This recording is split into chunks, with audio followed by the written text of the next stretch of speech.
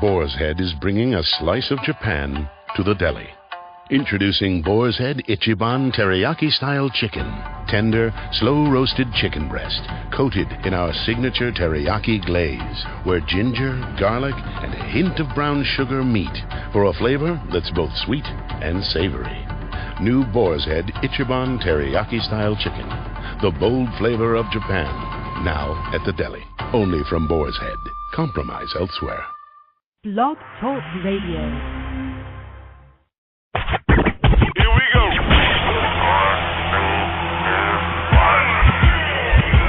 Blast off. This is True Capitalist Radio. True Capitalist Radio. I am your host, the man they call Ghost. The badass of business. Give him capitalism or give him death. That's it. Period. Broadcasting from his Skyline office studios in beautiful downtown Austin, Texas. You sound fruitier than a box of Fruit Loops, for Christ's sake.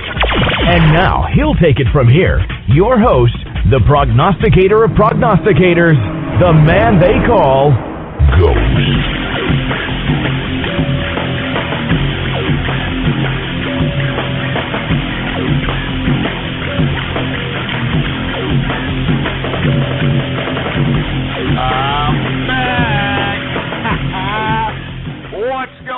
Folks, and thank you for tuning in with me to another edition of True Capitalist Radio. And of course, I am your host, the man they call Ghost.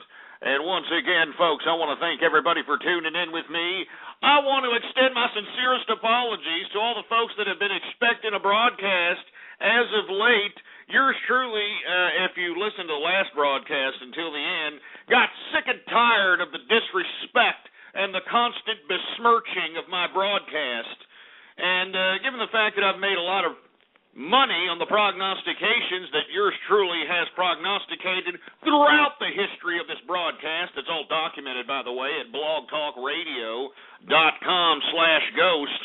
I decided to go out there and to continue to contribute to the American economy by going out there and spending a lot of the capital that I have generated from the prognostications that yours truly has made. And that's not just, basing the profits just strictly on the equities and commodities plays that yours truly has prognosticated. Let's not forget the brick-and-mortar business that I have invested in. That's doing great, man. I mean, it's doing unbelievable. Moreover, I'm out here investing in other type of assets, hard assets. Moreover, I've taken an increased stake in silver because I believe that there's going to be a short-term run on silver here within the next 6 to 9 months, and I definitely want a piece of that given the fact that these silver prices are fairly decent. Anyway, before we get into anything else, I'd like everybody to know that this is episode number 173. 173 number episode for all the folks that are keeping track. And before we get into anything, I'd like for everybody to please retweet the broadcast, all right?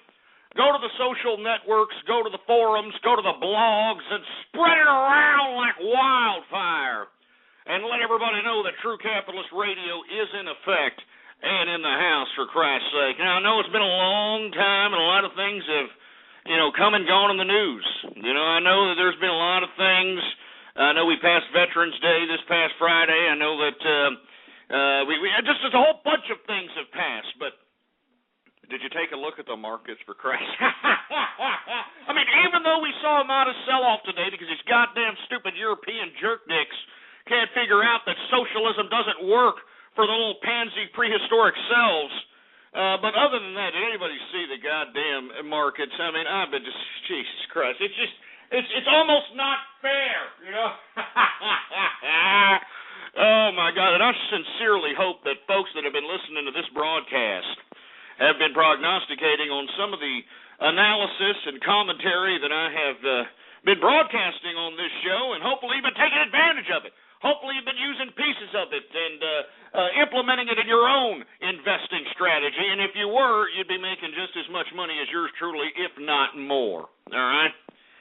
But before we get into anything else, let's get to the markets now. I know that, I've been going for, Jesus Christ, almost about a week or something.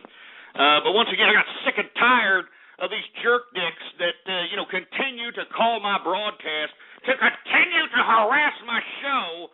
I'm sick and tired of it, and I had to take a break for a little bit. So, before we get into anything else, let me go ahead and take a swig of this Johnny Walker Blue Label, baby, because drinking is what I like to do. Go ahead and take a sip of this. Oh, man, some good stuff. Oh, man. And anyway, another thing that I noticed this past weekend, I was out there shopping at a lot of these shopping centers out here in Austin, Texas. I like to, you know what, I don't even want to tell you the shopping centers I go to because you idiots will probably show up there trying to look for me. But anyway, I did notice that there was a lot of people waiting in line for Modern Warfare 3 at the goddamn GameStops all over Austin, Texas, for Christ's sake. I mean, seriously, folks, waiting in line. It was at midnight, mind you. You know what I mean? Midnight out here. These people are waiting in line, for Christ's sake. Anyway, I hope you folks are happy with your little games. And look, I'm not going to try to, talk garbage against gamers. Believe me, I understand the gaming concept. I just don't like the modern-day games. I'm an old-school guy, all right? Now, I like the old Nintendo. You know what I mean? I think they ruined it with Super Nintendo. I think, they even ruined it more with Nintendo 64, for Christ's sake. And the modern games now, it's just, there's really no skill whatsoever. It's just, the ability to, get your thumbs bruised, in my personal opinion. But I do get why people like games, all right? They're making more money, the gaming industry, that is. They're making more money than the movie industry. You know what I mean? So congrats to whoever's manufacturing these games. Congrats to the visual effects artists, the programmers, and everybody in the tech industry that are taking advantage of this big boom out here in the gaming world because they are surpassing. I'm not joking. This is not a joke. They are surpassing the revenue of movies. And I'm talking about these big-budget Tom Cruise explosion out the ass type movies. So much props. Even though I may, frown upon those that are camping out at 12 midnight to get the goddamn what do we call it, the Modern Warfare 3. Hey, the bottom line is they're making capital, and as long as somebody's making capital, I'm happy. All right. So anyway, cheers to those folks. Let's go ahead and get to the markets right now, folks. We got Dow Jones Industrials modestly receding after massive increases in volatility. Moreover, massive gains since I've been gone. You know what I'm saying? I'm straight up. Since I've been gone, there's been major gains, man. I've been making them. I don't know about you, but I know I have been making them. Minor sell-off today because, once again, Europe, these idiots from Europe just cannot realize that socialism is not working for you stupid idiots out there. And it doesn't matter what part of Europe you're calling from. All right, I'm talking about Greece. I'm talking about those meatball-eating Italians, the Spaniards, the Portuguese out there, the Irish. These damn European socialists continue to want to sustain an unsustainable concept. And because of this, we're having a lot of volatility in the market, to say the least. All right, that's just unfortunate. These damn Europeans are having more of an impact on our markets than our actual market. But I anticipate, the Eurozone either coming up and either implementing austerity programs and implementing proper governments to facilitate growth in these particular regions, or to completely dissipate altogether. So either way, it's good news for America. The unfortunate part about it is we're about 5 years away from what's happening here in Europe, if not sooner. Maybe I'm overestimating, but we need to start getting our own act together. All right, we need to start realizing that we need to have our own austerity program out here in America. We need to realize that we are sucking off of Big Brother's teeth way too much, and we can't afford it given the fact that there's not enough taxpayers to suffice the amount of money that's going out of the government's pocket, and it's ridiculous. And if we don't stop this ridiculous orgy of entitlements, I guarantee you we're going to see what's happening in Europe happen right here in America. All right? But anyway, a minor retraction today, minus 74.70 points for the Dow Jones Industrials, a percentage decrease of 0.61%, closing out the Dow Jones at 12,079 points for the Dow Jones Industrials. Let's go to the S&P. The S&P is down 12.07%,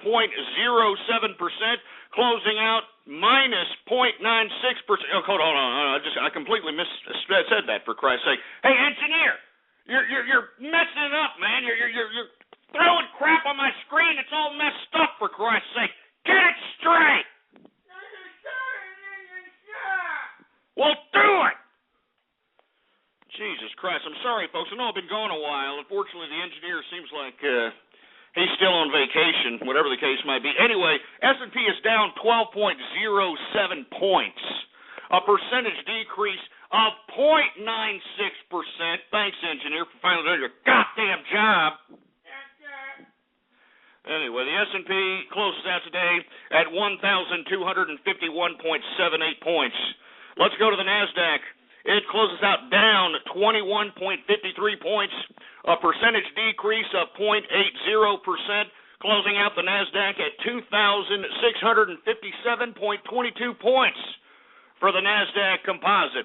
And for our brethren across the pond out there in England, the FTSE 100 is down also today, 26.34 points, a percentage decrease of 0.47% on the day, closing out the FTSE 100 at 5,519.04 points. So everybody took a little bit in the teeth today. Minor retraction, though. But once again, I don't understand, where investors think they're going to put this capital. I mean, if you look at the commodities, they were definitely not putting it in the damn commodities today. Commodities markets look more volatile than the goddamn equities markets. But either way, I'm assuming that these investors in this pussy-whipped investment community actually believe that cashing out is the best option. But if you've been listening to this broadcast, folks, you know as well as I, if you keep your capital in the savings account, the amount of interest rate that you gain from that savings account isn't going to keep up with the rate of inflation. So you're losing money by keeping your goddamn money in the savings account. I'm serious. I'm not trying to dissuade people from banks and all this other nonsense, but you should start spreading out your capital. I mean, if you're generating money to save for future purposes, you need to look at other financial instruments or financial vehicles that will be able to appreciate or possibly, spike at some given time so you can have generous returns on the money that you invest. Should be no reason why you're giving it to some bank who's only going to give you, 0.5%, 0.75%, whatever the crap they're giving you now, for Christ. It's horrible. It's horrible. And moreover, I also wanted to talk a little bit about, since we're talking about banks here, I want to talk a little bit about this ridiculous nonsense that has been inspired by this Occupy Wall Street crap to, I don't know, they're advising folks to basically withdraw all their money from the quote-unquote corporate banks. Yeah. They want everybody to just withdraw their money, close their accounts at the so-called corporate banks so they can go to credit unions. I mean, seriously, credit unions, guys? I mean, you think that's a viable alternative for your financial future? The goddamn credit union? Are you folks have ever done business with a credit union, for Christ's sake? It's a financial bureaucracy. It's a non-profit bank. I mean, it's an oxymoron, for Christ's sake. Let me tell you something. You idiots that are out here switching your accounts from financial institutions that know what they're talking about to goddamn credit unions, you're going to find out very quick that credit unions could give two rats' asses about your capital, all right? I mean, I'm not joking. You're going to find out that, hey, if I, for whatever reason, need to refinance my home because I need the capital generated from the equity so that I can offset debts or so I can take care of an emergency from the family or whatever the case might be, you're going to find out that these credit unions don't give you refinancing with cash-out options, ass clowns, all right? And you're going to realize that you're not going to get, terrific returns and terrific service as it relates to your financial future, as it relates to these goddamn credit unions. Now, let me explain. I wasn't a big fan of the $5 per month debit card fee that these goddamn banks were charging. But you have to understand the root of that problem. The root of the problem is legislation that was passed to regulate banks.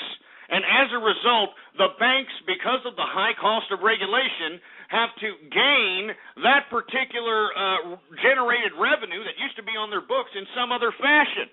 You see, that $5 debit card fee used to be paid by the commercial vendors that actually utilize the services of transacting debit cards. Yeah, so the commercial people who actually took your debit card and charged it to their account were the ones that paid for that $5 a month debit card fee that the banks were implementing, all right? Well, because of Dodd-Frank and because of all the damn liberal regulation and all this other nonsense, you can't do that. The government is fixing prices within the financial industry, telling the banks that, you can only charge businesses this much and no more, and you can only charge this much. They're fixing prices. So that's why you have all these financial institutions where they were until, the uproar by the public. They're going to charge $5 a month for a debit card fee. All right, now, because of the uproar, they're going to subtly get that money through some fashion, believe me, all right? Believe me. But all you idiots that are going to sit over here and praise credit unions are the worst financial institutions that I have ever witnessed in my life. Go wait in line in a goddamn credit union and just ask them some financial question. Ask the idiot there at the damn teller. Ask them anything about their own goddamn institution. They're not going to be able to tell you. They're a bunch of paper-pushing bureaucrats. Why don't you walk into a credit union and just observe, all right? And you're going to see people just kind of walking around. The people that should be working are just kind of paper-pushing. They're kind of horse playing with one another. I kid you not, folks. Go into a goddamn credit union if you think I'm lying. All right? Go into a goddamn credit union. You're going to see these idiots horse playing out here. There's nobody you're going to be waiting in line, for Christ's sake. There's other people available to take teller spots, and there's other people available to work, but they're just, pushing papers and pretending like they're busy, taking breaks conveniently enough. It's stupid. It's unbelievable, and it's pathetic. So, in my personal opinion, you credit unions can have the losers that transfer to your goddamn little pissing ground non-profit, financial institution. Because inevitably, the people that know what's going on understand what the financial system is all about.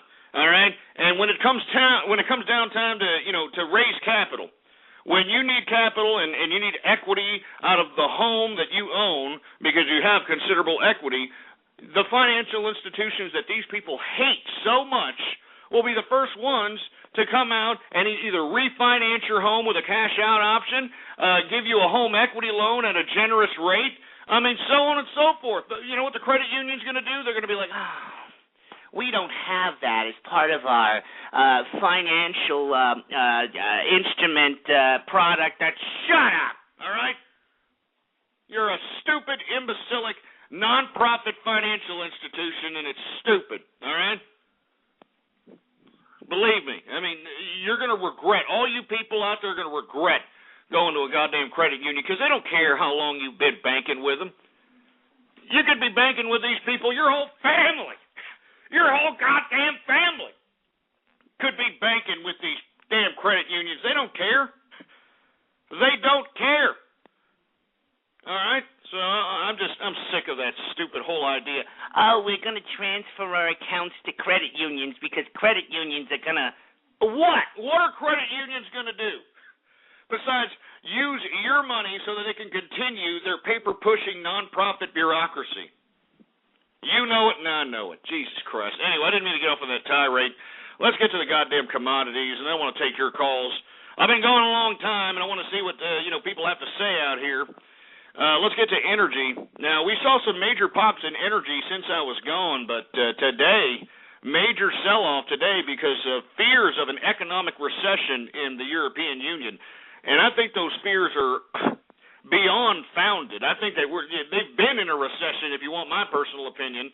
I don't know what's today is any different from yesterday or last week, but this is what's basically fueling the sell-off in not only the equities but here in the commodities. Let's check out energy. Brent crude is down majorly today.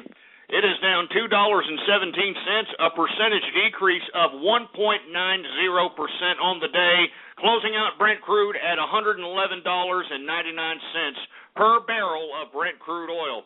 We've got gasoline futures down today, $5.75, a percentage decrease of 0.58%. Don't look for those small little minor decreases to bring down the cost that we're seeing creep up at the pump. All right, you're going to continue to see those just as I prognosticated. And if you were listening to the True Capitalist radio broadcast, you would have known this, man. Anyway, we got heating oil futures down today, 46 cents. We've got natural gas futures down majorly today. They are down 13 cents, a percentage decrease of, get this, 3.74% decrease on the day. I mean, good God. I'm telling you, what I keep telling you about that natural gas market, man, volatile, man. I have I don't understand why it is. All right? I don't even like natural gas. I know that all these T. Boone Pickens and all these other ass clowns, these ex-oil people are starting to tout all this natural gas promotion because supposedly America is the Saudi Arabia of natural gas.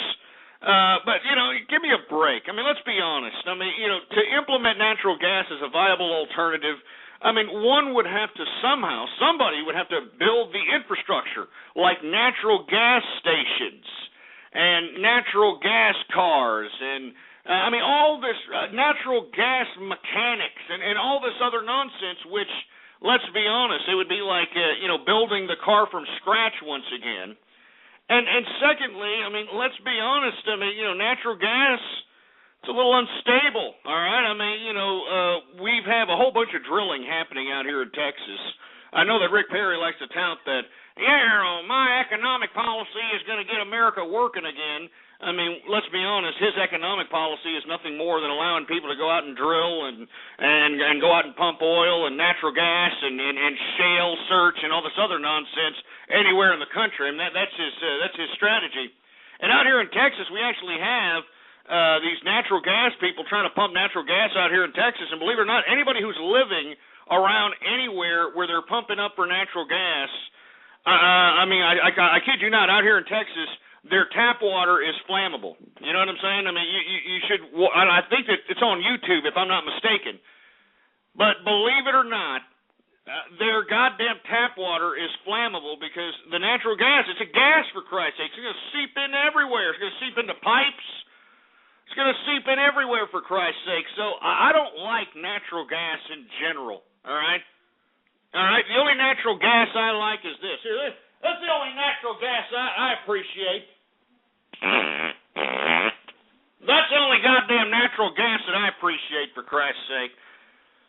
Anyway, let's continue going. We got WTI sweet crude, which is the price that everybody should be concerned with, because as I've said, WTI sweet crude not only dictates how much we pay at the pump, but it also dictates how much more we're going to pay for products on the shelves at shopping malls and supermarkets. Because once again, those products have to get from point A to point B, and they use some mode of transportation, and that mode of transportation utilizes petroleum. So if these gas prices, or these WTI sweet crude prices, if they go up, well, as a result, we're going to see increased prices in every product on top of increased prices at the gas pumps. So let me tell you something, all right? We got this WTI sweet crude price approaching $100. Now, I know it minorly sold off today. We're approaching $100, and once again, this right here could potentially hurt any kind of recovery, any kind of a bounce back that this economy is potentially having at this point in time. And that's why every time that I see WTI sweet crude approaching 100, I get a little concerned. I get a little concerned because that means that people are going to be less likely to go out and have a dinner somewhere at one of these restaurants, go out and go to the shopping malls, go out and go to the movies, and spend money. I mean, they're going to be less likely to do that if this WTI sweet crude price is up the anal passage. They're not going to do it. So if we take a look at the price today, even though it's down 78 cents, a percentage decrease of 0.79% today, WTI sweet crude is still $98.21 per barrel. That's right, $98.21 per barrel. We're headed towards $100, and let me tell you, once we start headed towards $100, they're going to start blaming everybody. You know, the administration is going to say, "Oh, those oil people," and it's going to just turn into a disaster. Anyway, before I get off on a tirade, let's go on. We got agriculture. Canola, after seeing decreases for a long time, they're finally up $4.40 today, a percentage increase of 0.85%. We've got cocoa down minor today, $4, a percentage decrease of 0.16% for cocoa. Coffee is down $3.15, a percentage decrease of 1.33% for coffee. Let me tell you something. If we're continuing to see these decreases in coffee, how come Starbucks is increasing their prices? Can somebody explain that? I mean, I can't believe the people that I know in Austin, Texas, that go out and literally have not just one cup, but like literally 2 or 3 cups of this goddamn Starbucks coffee a day, and they're paying like $8-9 a cup, for Christ's sake. I mean, give me a freaking break. All right? I mean, let's just get over the whole coffee idea, all right? I mean, just have a Coca-Cola or something. There's no reason to go out and continuously spend this amount of money just so that what? You can go, I'm going to go out and have a cup of Java. And I'm going to go out to Starbucks, and I'm going to be like some pretentious little ass crack with my little laptop and my little latte right next to it, pretending that I'm working on some kind of a script that's going to be the next big budget blockbuster. I mean, just shut your stupid, dumb, wannabe bourgeois liberal asses up, man. I'm sick of these people. And another thing I'm sick of, you damn coffee bastards always blaming, I'm going to say it, I'm going to say it again, all you damn coffee bastards blaming the reason why you're such a jerk dick in the morning. Because you haven't had your coffee. You know what I'm talking about, these idiots that are like, "Hey, dude, don't talk to me. Let's have my coffee. Don't talk to me. Don't talk to me. Let's have my coffee." Shut your stupid goddamn mouth. I want to slap these people. You understand that? I want to physically slap and maybe choke some of these people to death, for Christ's sake. I don't take coffee. Do you understand? I don't drink coffee. I don't like coffee. I'm naturally energized. You understand that? I'm naturally awake when I wake up. You want to understand? You want to know what motivates me? Making money, all right? Making capital, investing. You understand? That's what motivates me. I don't have to sit over here and guzzle down a damn cup of coffee because, hey, dude, I can't wake up, dude. I'm telling you, I don't like coffee. I do not drink coffee. I don't drink coffee. And for you idiots, look at these stupid jerk. Look at him. Look at him in the chat room there. Oh, you're un-American, Ghost, for not liking coffee. You're un-American. Coffee is not even made in America, dick. I mean, do you understand that coffee is made by some guy in a mustache and a sombrero with a donkey out there in South America somewhere? I mean, don't sit over here and give me this crap that, oh, you're un-American for not liking coffee. Coffee is not even made in America. So how in the hell can I be un-American if I don't like something that's not made in America? People are idiots. You understand? You people are morons, for Christ's sake. All you people that are in here flapping your fat sausages of fingers on the goddamn keyboard in this chat room live right now, saying that I'm un-American, you people are ignorant pieces of wasted human life, all right? You take that in your goddamn pipe and smoke it, you dumb, ignorant pieces of trash. And you know who I'm talking to. You people in the chat room, you know who I'm talking to. Piece of crap. All right, let me calm down here. I mean, we're going off here because I'm sorry. Don't mean to get sidetracked with these idiots.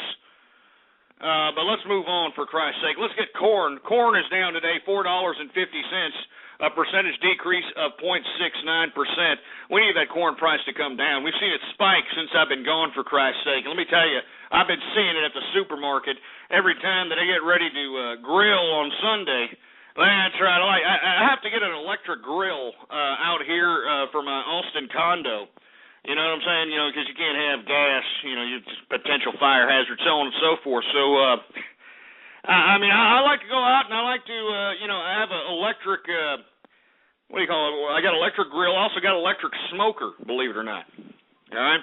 And what I like to do is I like to put some of these damn ears of corn right there in that electric smoker and, you know, put some mesquite, you know, wood chunks in that son of a bitch. I mean, you know, some goddamn oak wood chunks in that son of a bitch. And let me tell you something. You let that corn roast and smoke, and don't take the husks off, assholes, all right? The husks give it flavor. And it's the best taste of your life. Now, the only reason that I'm pissed off is because I'm from Texas. All right, we got a lot of agricultural real estate out here, and I don't understand why I'm paying $1 or $1 an ear of corn or 2 ears of corn for $1. I don't understand this. I don't understand why this is happening. All right, and screw you idiots saying that I'm not really Texan for not using a real. I live in a condo, you idiots. Screw you. I'm from Texas, you piece of crap. Sit over here. Oh, you're not Texan if you're using an electric grill.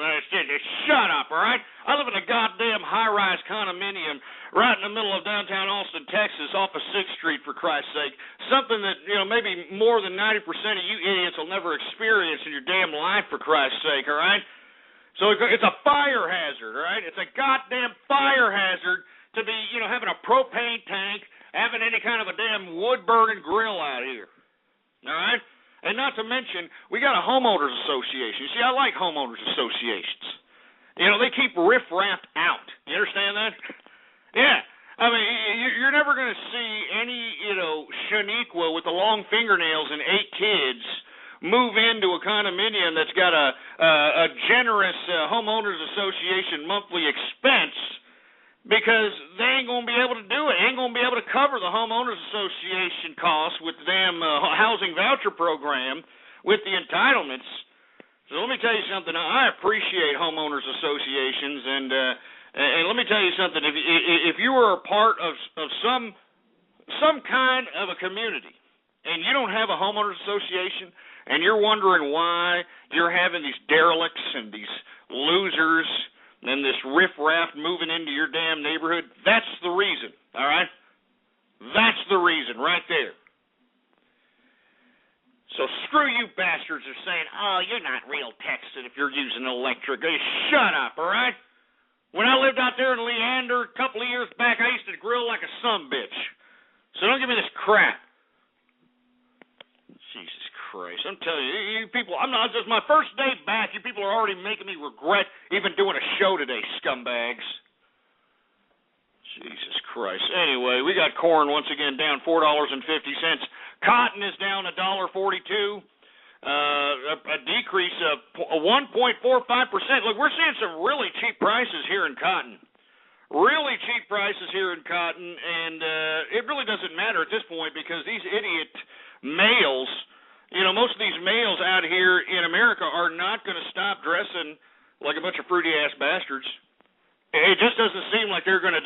They're not going to stop with the Ed Hardy shirts and the Abercrombie Fitch and the Hollister and all this nonsense that, you know, basically is 8 times too small for their little disgusting, over-feminine bodies. All right, that emphasizes the goddamn feminine physical attributes. Let me repeat that one more time. This male attire in today's America accentuates the feminine female attributes of males in America today. All right, and we're just accepting this. Look, all right, fruit bowls. Cotton is down. All right, cotton is down. There should be no reason why you idiots should be buying any more of these damn fruity-ass fashion attire that is over-feminizing males in today's America. Do you understand what I'm saying? I mean, these goddamn blue jeans that are freaking leggings, for Christ's sake, for leggings? I mean, you know, you idiots out there in America, and I'm talking about the males that are under the age of 35, you're so fruity, all right? You're so fruity that you would probably go to to an Abercrombie Fitch or Hollister goddamn store if they advertised boys' pants were low because you're a goddamn bunch of fruity-ass goddamn bitch!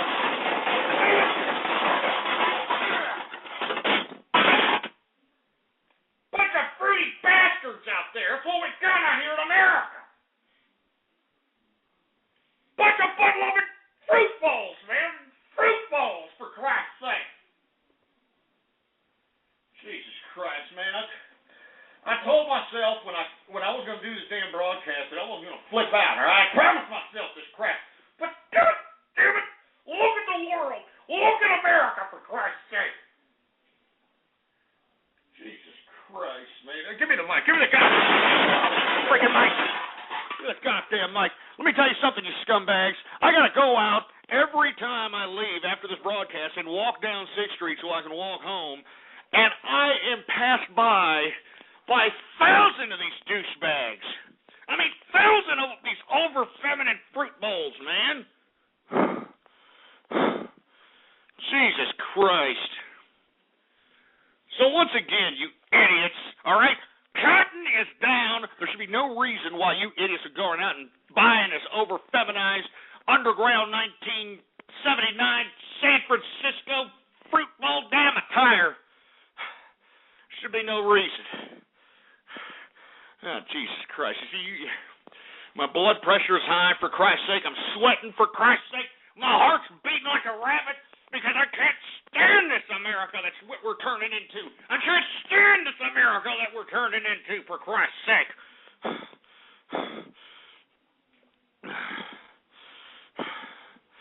Jesus Christ.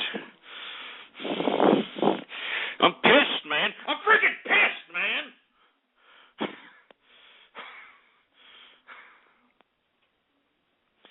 I'm freaking pissed, man.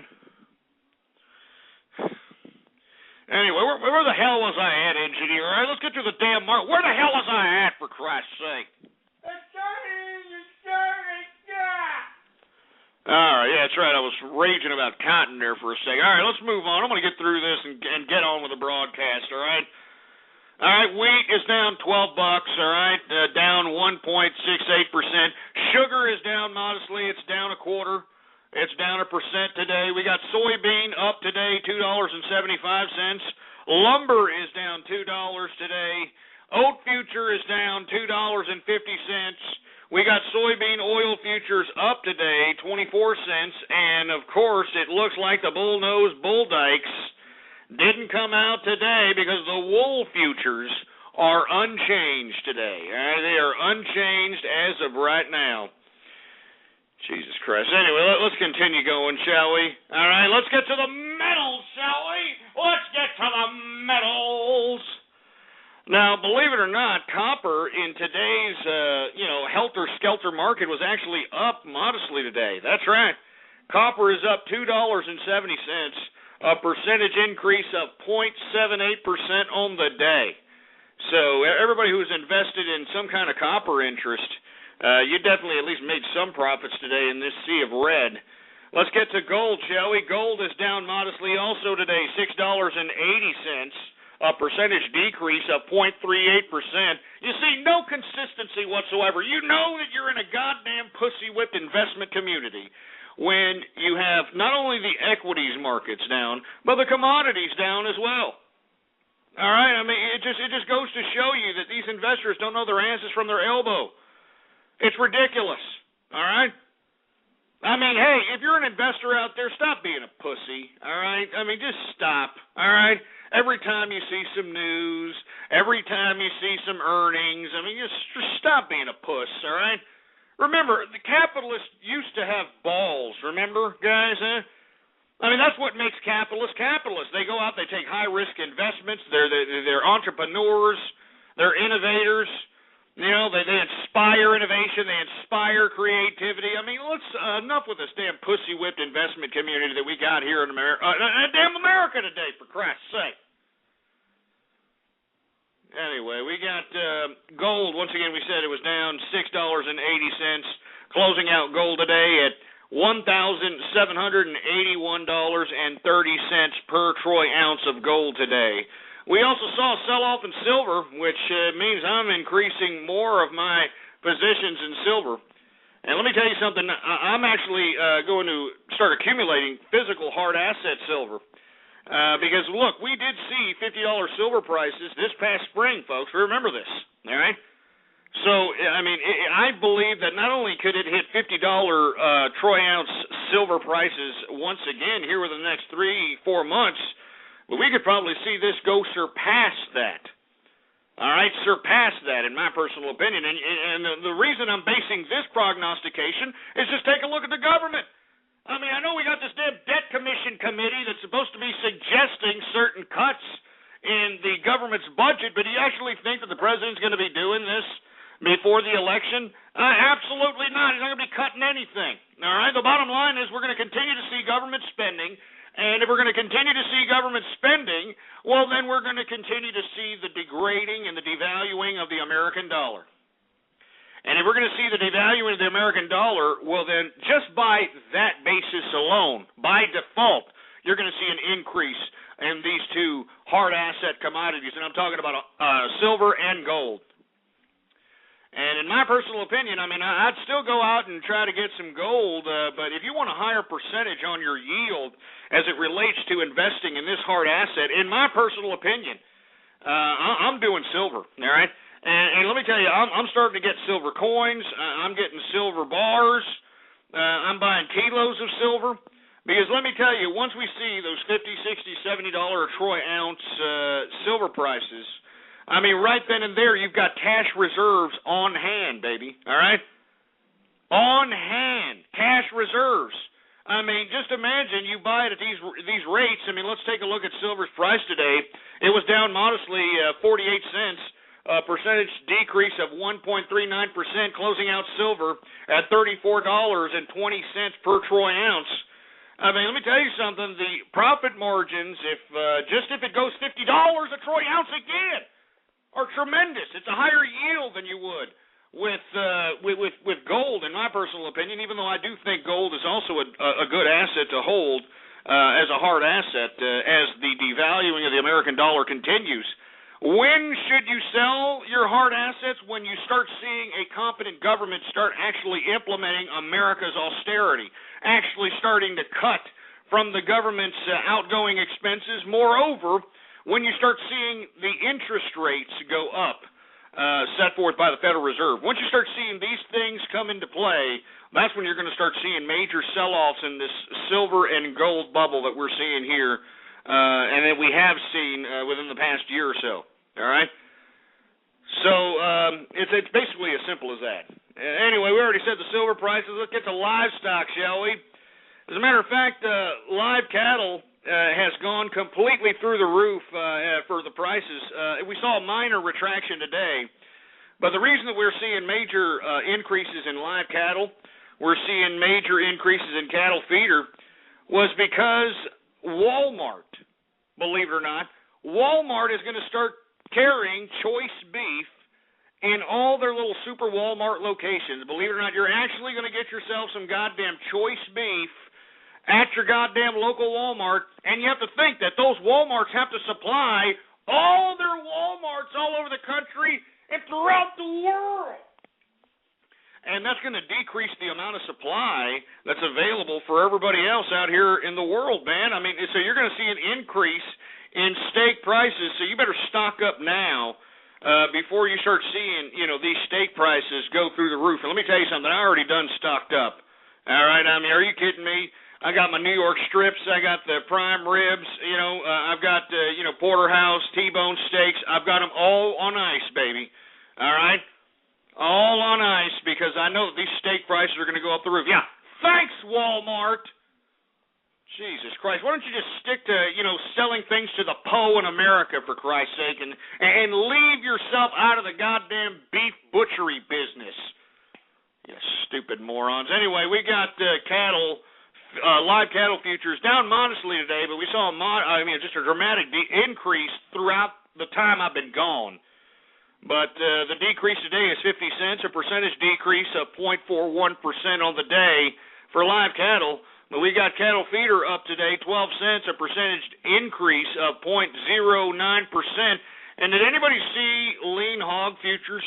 I mean, the last time I was on here, didn't I say something about lean hog, that, this is a decent play to be made because we're heading down to the holidays, and we got all these pasty, white-dyed white people waiting in line, and all these freaking ham stores for honey-baked ham stores all across the country, and that you're going to see a spike. You're going to see a spike in lean hog.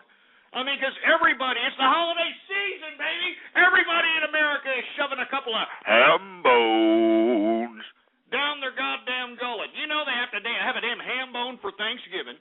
You know they have to have a ham bone for Christmas. So you know as well as I, folks, that you're going to see a spike here. This is a good play to be making on the short term, whether it's through ETF or actually trading the physical futures. But let me tell you something right now. We're starting to see it as lean hog starts to gain its prominence as we get closer to the holiday season. Lean hog is up today $1.15, a percentage increase of 1.31% on the day. I mean, 1.31% on the day, while everything else is just, down in the dumps, huh? Down in the dumps. So for all you fat jelly-ass ham bone assholes that like to shove a couple of ham bones down your gullet, it's going to start costing you. As the damn holidays continue to come through, it's going to cost you. Anyway, folks, that, my friends, is the markets for your ass. Anyway, I know I've been going a long time, folks. I want to say cheers to everybody out there, all the true capitalists that are listening in, and for all you goddamn troll terrorists, screw you. All right, let me go ahead and take a swig of this damn Johnny Walker Blue Label up in here. Good stuff. Oh, man, that's some good stuff. Oh, it's great, baby. I love it. I'm telling you, I love it.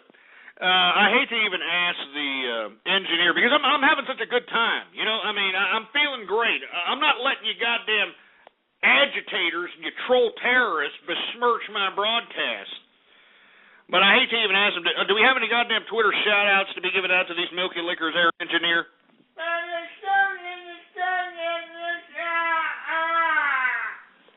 Well, according to the engineer, we do have Twitter shout-outs to be had. And, of course, if you want to know how to get a shout-out over the airwaves right here live on True Capitalist Radio, all you have to do is retweet the first tweet on my Twitter account, folks. And the Twitter account is Ghost Politics, all one word, no underscores. Ghost Politics, all right? Retweet the first tweet on the Twitter account, baby. It's that simple. All right, let me go ahead and start some of these people. Do we got some shout-outs, engineer? What the hell do we do? What the hell are we doing? I got a blank screen here. All right, we got it now. It's on the screen. All right, what do we got here? We got some idiot named Satan is my pal. Dark Razor's in the place. We got Mike Ox Small One. And I don't get it. We got Meredith Soprez. Oh, yeah, here we go, the Meredith Vieira fetish out here. Meredith Vieira fetish again. Jesus Christ. We got somebody named Death to Bashar, Jonesy GT. Who else we got? We got I Held for Jobs. That's not appropriate, assholes, all right? I mean, you guys are just getting, it's a joke. It's an unbelievable joke, for Christ's sake. Jesus Christ. Good Lord. And I don't know, what's going on here, engineer? I'm waiting for the next Twitter shout-out. What the hell's going on?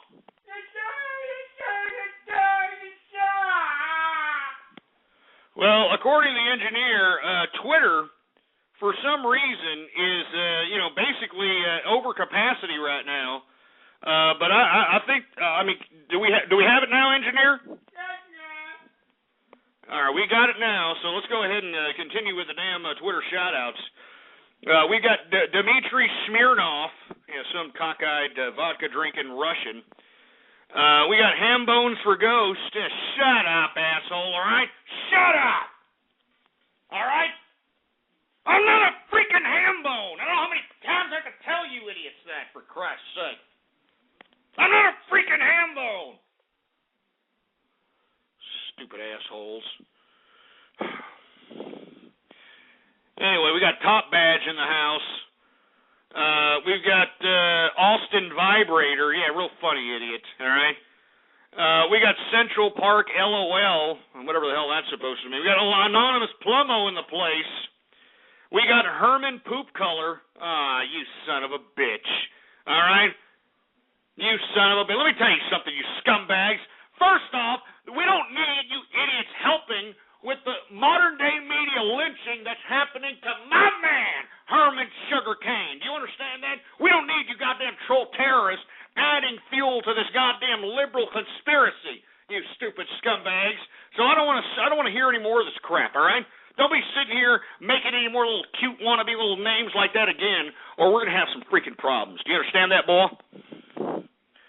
We're going to have some goddamn freaking problems. Jesus Christ. Anyway, are there any more shout-outs, engineer? All right, we got a couple more, and that's about it. All right, we got somebody named Homo Queersicle. Yeah, that's real funny, you jerk dick. All right, the Whore Master. We got Ghost Limbaugh. Don't compare me to Rush Limbaugh, all right? Don't compare me to that guy. All right? This is a guy who, is supposedly some hard-ass, right-wing, mouthpiece out here. And yet, what does he do when he gets married to some bimbo that, gives him a hand job and marries her recently? What does he do at his wedding? He hires Elton John. Oh, Elton John, Mr. Liberal, fruity-ass himself, Elton John, actually basically swallowed all the liberal BS that he basically rejects and regurgitates out of his goddamn suckhole. He basically swallowed all his little homosexual standings in his liberal perspective. He swallowed it so that he could perform at Rush Limbaugh's wedding. And Rush Limbaugh, what did he do? Well, he basically gave Elton John, was it $1 million? He gave him $1 million. So screw Elton John, you understand? And his stupid pacemaker, prostate-infected ass. I don't like Elton John. He's a piece of crap. All right, you can tell him I said that. All right, where the hell else are we? We got Starfleet Baroni. Oh, yeah, real funny assholes. We've got T-Mac Cadillac. Oh, man, that must be a brother there. What's up, brother? T-Mac Cadillac, baby. Woo! That's what I'm talking about. Anyway, I'm sorry. You know what I'm saying? Don't start with the racist crap, you idiots, all right? Don't start. I'm not a goddamn... I'm sorry for you folks that are listening into the broadcast via the podcast. These idiots in the chat room, they're just trying to agitate my broadcast by saying I'm racist, for Christ's sake. What are you talking about? All right? That was a brother right there, wanting a Twitter shout-out on the True Capitalist Radio broadcast, all right? I don't know what you idiots are talking about. I'm not racist, all right? I'm not racist. I'm a melting pot of friendship, for Christ's sake. As a matter of fact, I like black people so much that tonight I'm going to have my wife do the black guy handshake on my private parts, all right? And that'll make you idiots feel better. You sick sons of bitches. Anyway, let me continue going on here. What do we got? We got, I'm not going to say that name. We got Ghost Yosemite Sam. Yeah, real funny, you jerk dick. We got Fruit Loops Ghost. You stupid idiot. Occupy Starfleet. We got Brony Beater. We got beatings for bronies. Huh? Look at that. Oh, my God. Anyway, that's it. I've had about enough of these. These people, look at these people in the chat room. They're still calling me racist. So why the hell am I going to continue to give goddamn Twitter shout-outs if they're going to be calling me racist, for Christ's sake? Tell you what I'm going to do. I'm going to take a damn swig of this Johnny Walker Blue Label. And just basically live lavish. That's what I'm going to do. Anyway, let's go ahead and get to the first part of the broadcast, folks. And I want to talk a little bit about how Obama, he's talking about creating jobs in America, right? Oh, we're going to create jobs in America, and I'm going to go out and initiate another stimulus package 3 with this $450 billion jobs bill, and Well, the administration decided to play politics with something called the Keystone XL pipeline. For you folks that are unfamiliar with the Keystone XL pipeline, it was a pipeline that was actually going to run from the Athabasca oil sands in Alberta, Canada, and it was going to go down the United States and end in Port Arthur, Texas, which inevitably would have lowered a lot of WTI sweet crude prices and gas prices, because believe it or not, most of the oil that we consume actually comes from Canada. It actually comes from Canada, for Christ's sake. And the Canadians, given the fact that they are literally the pimple on the ass of America, they decided that, hey, we'll go ahead and give you oil cheap price, but you have to have a delivery system, And that delivery system was supposed to be the Keystone XL oil pipeline that ran from Canada down throughout the United States into Port Arthur, Texas. Well, unfortunately, because we have all these Greenpeace, save the whales, hug a tree ass clowns protesting, because we had some idiots in Nebraska, of all places. Do I have any fans in Nebraska? If I do have fans in Nebraska, shut off the goddamn computer. I don't want you stupid idiots listening in Nebraska. Go shove a corn cob up your ass.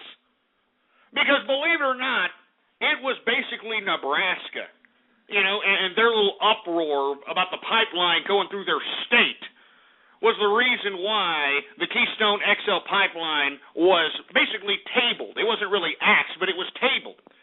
Now, for you folks that are unfamiliar with this, this would have supplied America. Right now, when we need jobs, when we need high-paying jobs, it would have supplied America with over 140,000 jobs, all right, either directly or indirectly linked with this pipeline building, creation, and implementation, all right? 140,000 high-paying jobs. I mean, people that can go back to work and feed their families out there. You understand? I mean, I know, but no. The president decides to go out and play politics and act like he's Mr. Environmental President by tabling this.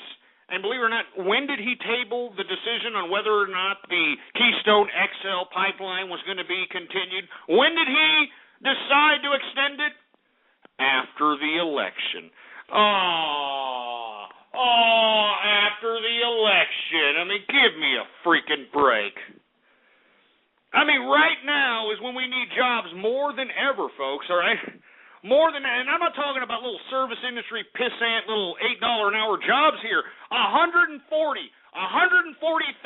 jobs this Keystone XL pipeline could have created right here in America. But because of Nebraska and their little stupid cornhusker asses getting all uptight because part of the pipeline was going to be in their pissing ground state, all of a sudden, the Obama administration decides to play politics and table the goddamn Keystone XL pipeline development. So you know what these assholes from Canada are saying? Canada is saying, well, you know what? We don't have time for you stupid American people to figure out whether or not you're going to have a pipeline going through Cornhusker America or not. So what we're going to do is we're going to go ahead and direct a pipeline through the goddamn Alaska, through goddamn underwater, and we're going to direct it right to Asia. Can you believe this crap? The Canadians are saying, hey, look, since you dumbass Americans are pussyfooting around with the pipeline, we want to make money out here in Canada, all right? Believe it or not, Canadians are becoming capitalists out here. I mean, the Canadians are becoming capitalists out here. And they're going to lay the pipeline, instead of it going through America, they're going to lay it down to Asia so that they can pump that oil that's coming out of, what was it called, the Athabasca oil sands out there in Alberta, Canada. They're going to direct that right down there to Asia, for Christ's sake, because Asia would be more than willing to pay not only for the pipeline and implement the pipeline, but actually pay for the product for a long term. For the long term, for Christ's sake. I mean, what are we turning into when Canada is becoming more capitalist than America, for Christ's sake? Oh, my God, I can't believe this. You know what this is, folks, right? All right? You all know what this is, all right? And Gambagbo's already said it here in the chat room. This is Junkyard America. That's right, folks, it's Junkyard America. We want to keep you tied to Big Brother government. That's right, baby. We want to keep you tied down to entitlements, baby. Keep on getting your welfare check, baby. Get your welfare call today. Come on down, baby. It's Junkyard America, baby. That's right. Come on down, get your food card, get your housing voucher program, get your free child care, get free everything, baby. It's new Junkyard America. Obama's my man. That's right.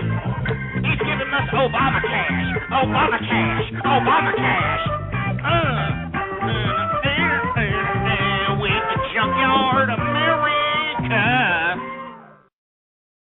I'm not joking. This is what it's turned out to be. This is Junkyard America that we're living in right here, right now. 140,000 jobs this Keystone XL pipeline could have brought to the country. And I'm talking about I'm talking about great jobs, high-paying jobs. But no. Once again, the administration playing class warfare with the American people, and I think it's horrible. Anyway, we're already 1 minute in to the second hour of the True Capitalist radio broadcast. And, of course, I am your host, the man they call Ghost. And once again, folks, I want to thank everybody for tuning in with me. Before we get into anything else, I'd like for everybody to please retweet the broadcast, all right? Go to the social networks. Go to the forums. Go to the blogs. And spread it around like wildfire. And let everybody know that True Capitalist Radio is in effect and in the house, for Christ's sake. You understand what I'm saying?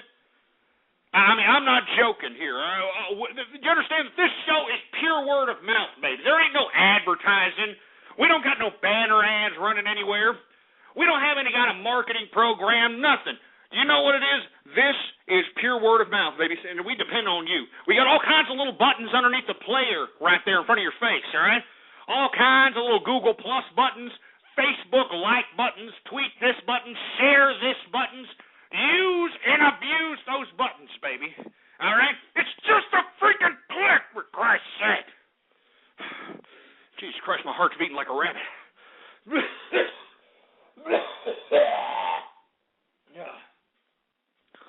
Oh, Jesus Christ. Oh, my God, I need some more. Give me the bottle of Johnny Walker Blue. Give me that bottle there, engineer. Jesus Christ, I need some more Johnny Walker Blue here. Oh yeah. Let me go ahead and cheers, everybody. Cheers.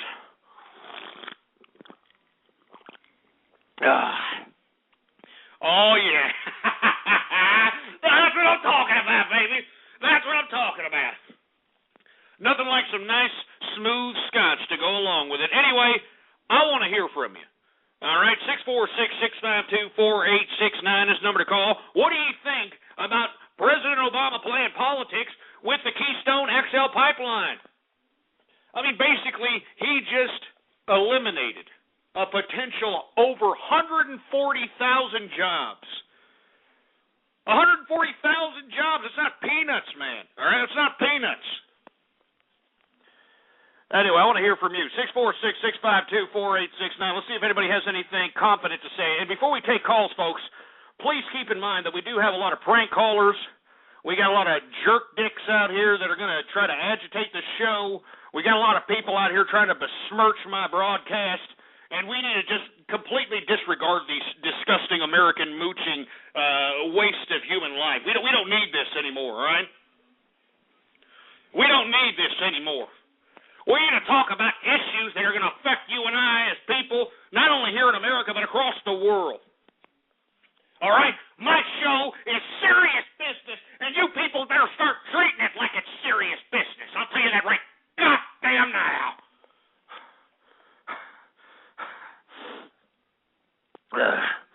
Anyway, folks, let's go ahead and take some calls here. Area code 801, you're on the horn. Ghost, don't make me come over there and touch you inappropriately. Yeah, well, why don't you just take about 10 steps away from my freaking butt crack, you stupid foreigner. Area code 213, what's up? Hey, Ghost, what's up? Can you hear me? How's it going? Yeah, we can hear you. What's up? I just want to thank you for your show. I listen to it, like, every day, and it's been helping me a lot, you know? Like, lately, you know, I went down to the social services and signed up for my EBT. Well, good for you. And you know, when the capitalists finally take power and we overlook the government records on who's been mooching off of the American tax system, you'll be the first on the list that we throw into the damn labor camp so that we can take all the money that you've taken out of the taxpayers' pocket. We're going to take it out of your ass. Anyway, area code 720. What's up? I have a story for all of you. It involves okay, so this dream involves me and my dad are walking to the mall, and I get a call, and I'm like, one sec, Dad. So I pick up the phone, and I'm like, hey, what's up? And it's... You know what? It sounds like a RuPaul butt-loving fruit bowl story, and I don't want to hear it, fruity ass, all right? We're supposed to be talking about the Keystone XL pipeline, jerk dick, all right? We don't want to hear about you and your fruity-ass dad and your Joe Paterno story, all right? We don't want to hear that crap. Stupid fruity-ass butt lover. Area code 417, what's up? You're on the horn. I'm over at the Iron Cactus with some National Socialists. Why don't you come over here? Yeah, right. The Iron Cactus, that's actually a pretentious little wannabe Mexican joint on 6th Street. Are you kidding me? What are you dressed as? How'd you get in that joint? I told you. That's what I thought. You don't even know what the hell to say. You just saw something on Google Maps or something. You're like, hey, I'll tell them that I'm at the Iron Cactus, which is actually a pretentious Mexican restaurant joint which anglicizes the Mexican cuisine of Tex-Mex. But who's looking? And the Iron Cactus does suck. If you're ever on 6th Street walking, it's always empty, all right? With the exception of the anglicized wannabe bourgeois liberal socialists that want to pretend that they're actually cultured by going into this restaurant and having a freaking enchilada, all right? Anyway, area code 205, what's up? You're on the horn. Hey, capitalists, how many big black dicks can you have to suck? What does that mean? What exactly are you asking? I'm saying, how many dicks did hey, you know, this is a 14-year-old little prick with no mommy and daddy at home. Do you hear this? Huh? Do you hear this, for Christ's sake? I mean, this is what I'm talking about. Don't you idiots know, all you parents, that the highest peak time for juvenile delinquency is between the hours of 4 and 8 p.m.? I mean, don't you understand that, you stupid idiots? So while you're off at happy hour trying to get the high hard one from some ethnic minority out there at Applebee's or TGI Fridays during 4 and 8, your kid is, well, luckily that kid is just calling up and being a jerk dick, but just imagine, you know, one of these kids that want to go out and have quote-unquote fun, huh? They're probably out at somebody's house smoking the pot. You know, they're probably having sexual relations. You know, they're probably, you know, partaking in all kinds of nefarious activity, for Christ's sake. It's disgraceful. So give me a break. We're supposed to be talking about over 140,000 jobs that have been lost because Barack Obama decided to play politics with the Keystone XL pipeline, and it looks like we've got nothing but a bunch of besmirching little dumbass troll terrorists, milky-licking jerks that are going to continue to besmirch my program. And let me tell you something right now, folks. I'm not going to continue to take this kind of ridicule. I'm not going to continue to take this crap. You people continue with this, I'll end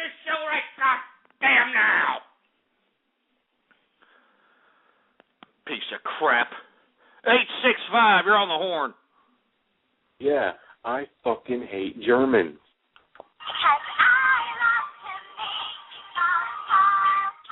So what? I mean, do you think that we care that you hate Germans?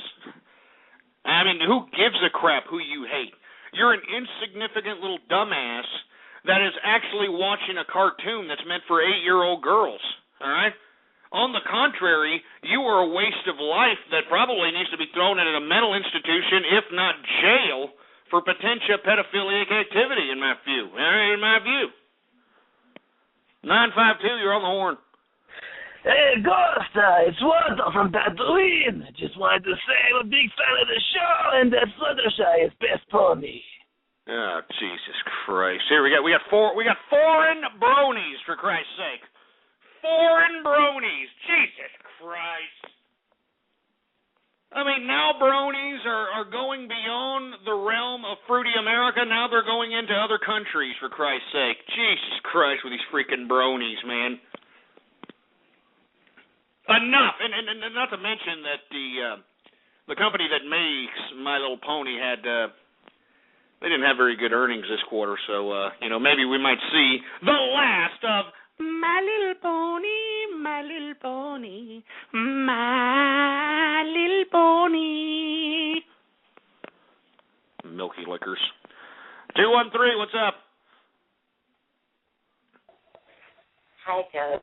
Oh, it's the same fruiter. Yeah, get that idiot. Get him off, engineer, goddammit. We're supposed to be taking callers here for a legitimate purpose with some kind of substance. Let me take a drink. Jesus Christ.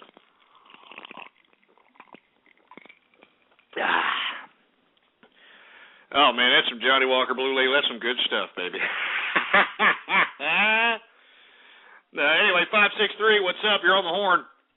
Can you hear me? No, we can't because you sound fruity. Who else we got? 608, what's up? Hey, Ghost, I totally agree with what you're saying about the pipeline. I just think instead of going through Nebraska, they could take a different route and build some more pylons and that. Yeah, Jesus Christ. You done goofed with the pylons, all right? I mean, how old is that meme already? Like 4 years old, for Christ's sake? I mean, get in with the now! Jesus Christ. 847, what's up? Hello? Yeah. Yeah, I'm just saying, Herman Cain, this guy, he's just What trying about him? We're not even talking. First of all, sir, we're not even talking about him, all right? But secondly, what the hell do you have to say about my man, Herman Sugar Cain? What do you have to say about this man? He wants to raise taxes so he can get more money for more, what's it called, welfare checks. Do you even know what you're saying? I mean, are you on the sauce, sir? Have you been drinking a cheap bottle of hooch or something? You sound a little inebriated. No, I think that's just me. Yeah, are you a minority? No. Yeah, it sounds like it. Hold on, just stay right there, 847. Stay right there, because I think it's about time for everybody's favorite game. It's Guess the Minority! That's right, folks.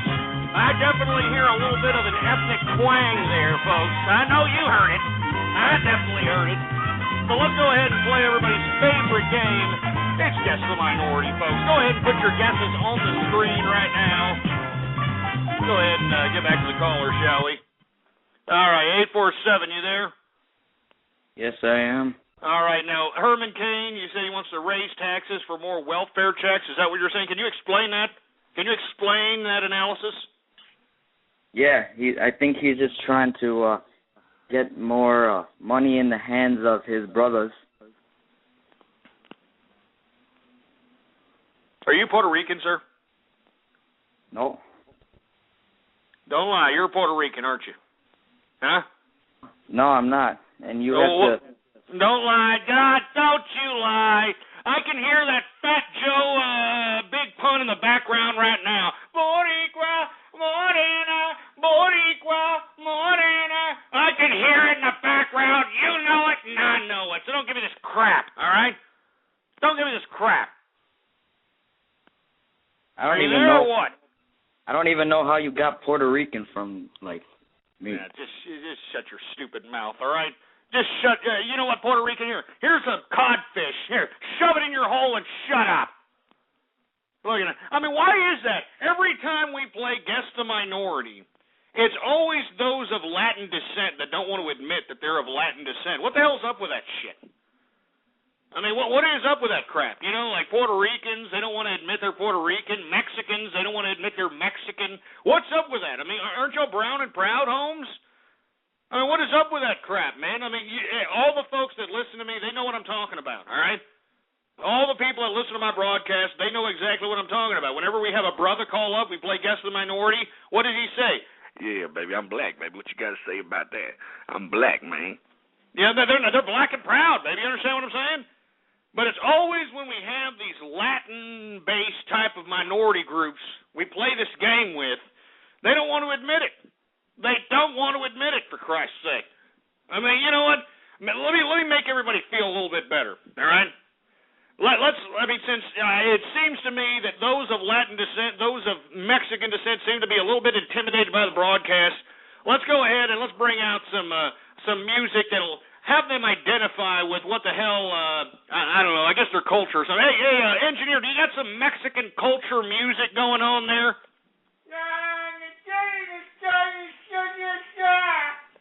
All right, we'll go ahead and put on some of that, some Mexican culture music so that we can make some of these Latin folks a little bit more comfortable with listening to the True Capitalist broadcast, all right?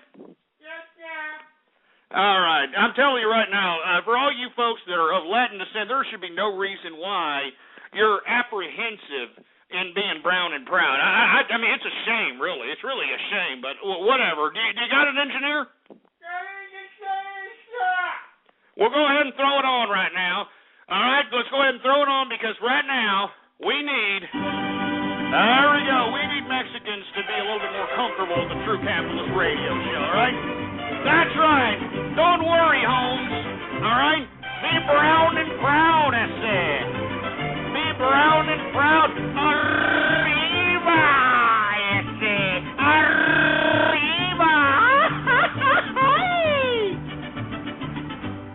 Hey, look, I'm going to stomp my feet and do four Lorico. Watch this. I'm going to do four Lorico. Here, let me do it.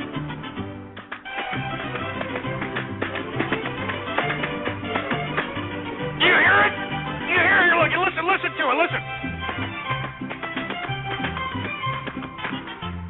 I'm doing four Lorico, for Christ's sake. I'm doing four Lorico. Listen.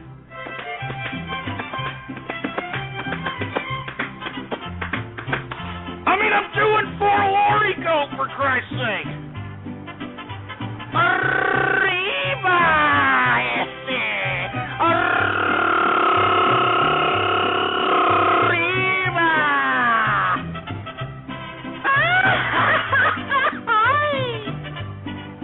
I mean, listen to my feet. I'm stomping them. Listen.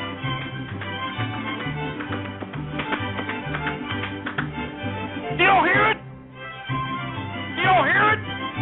Listen! I'm doing four Lorico!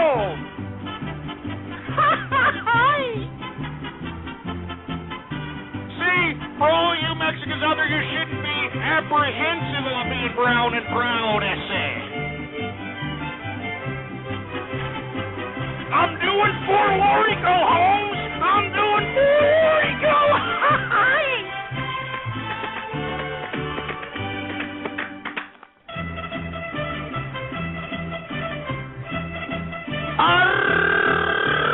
Arriba, este.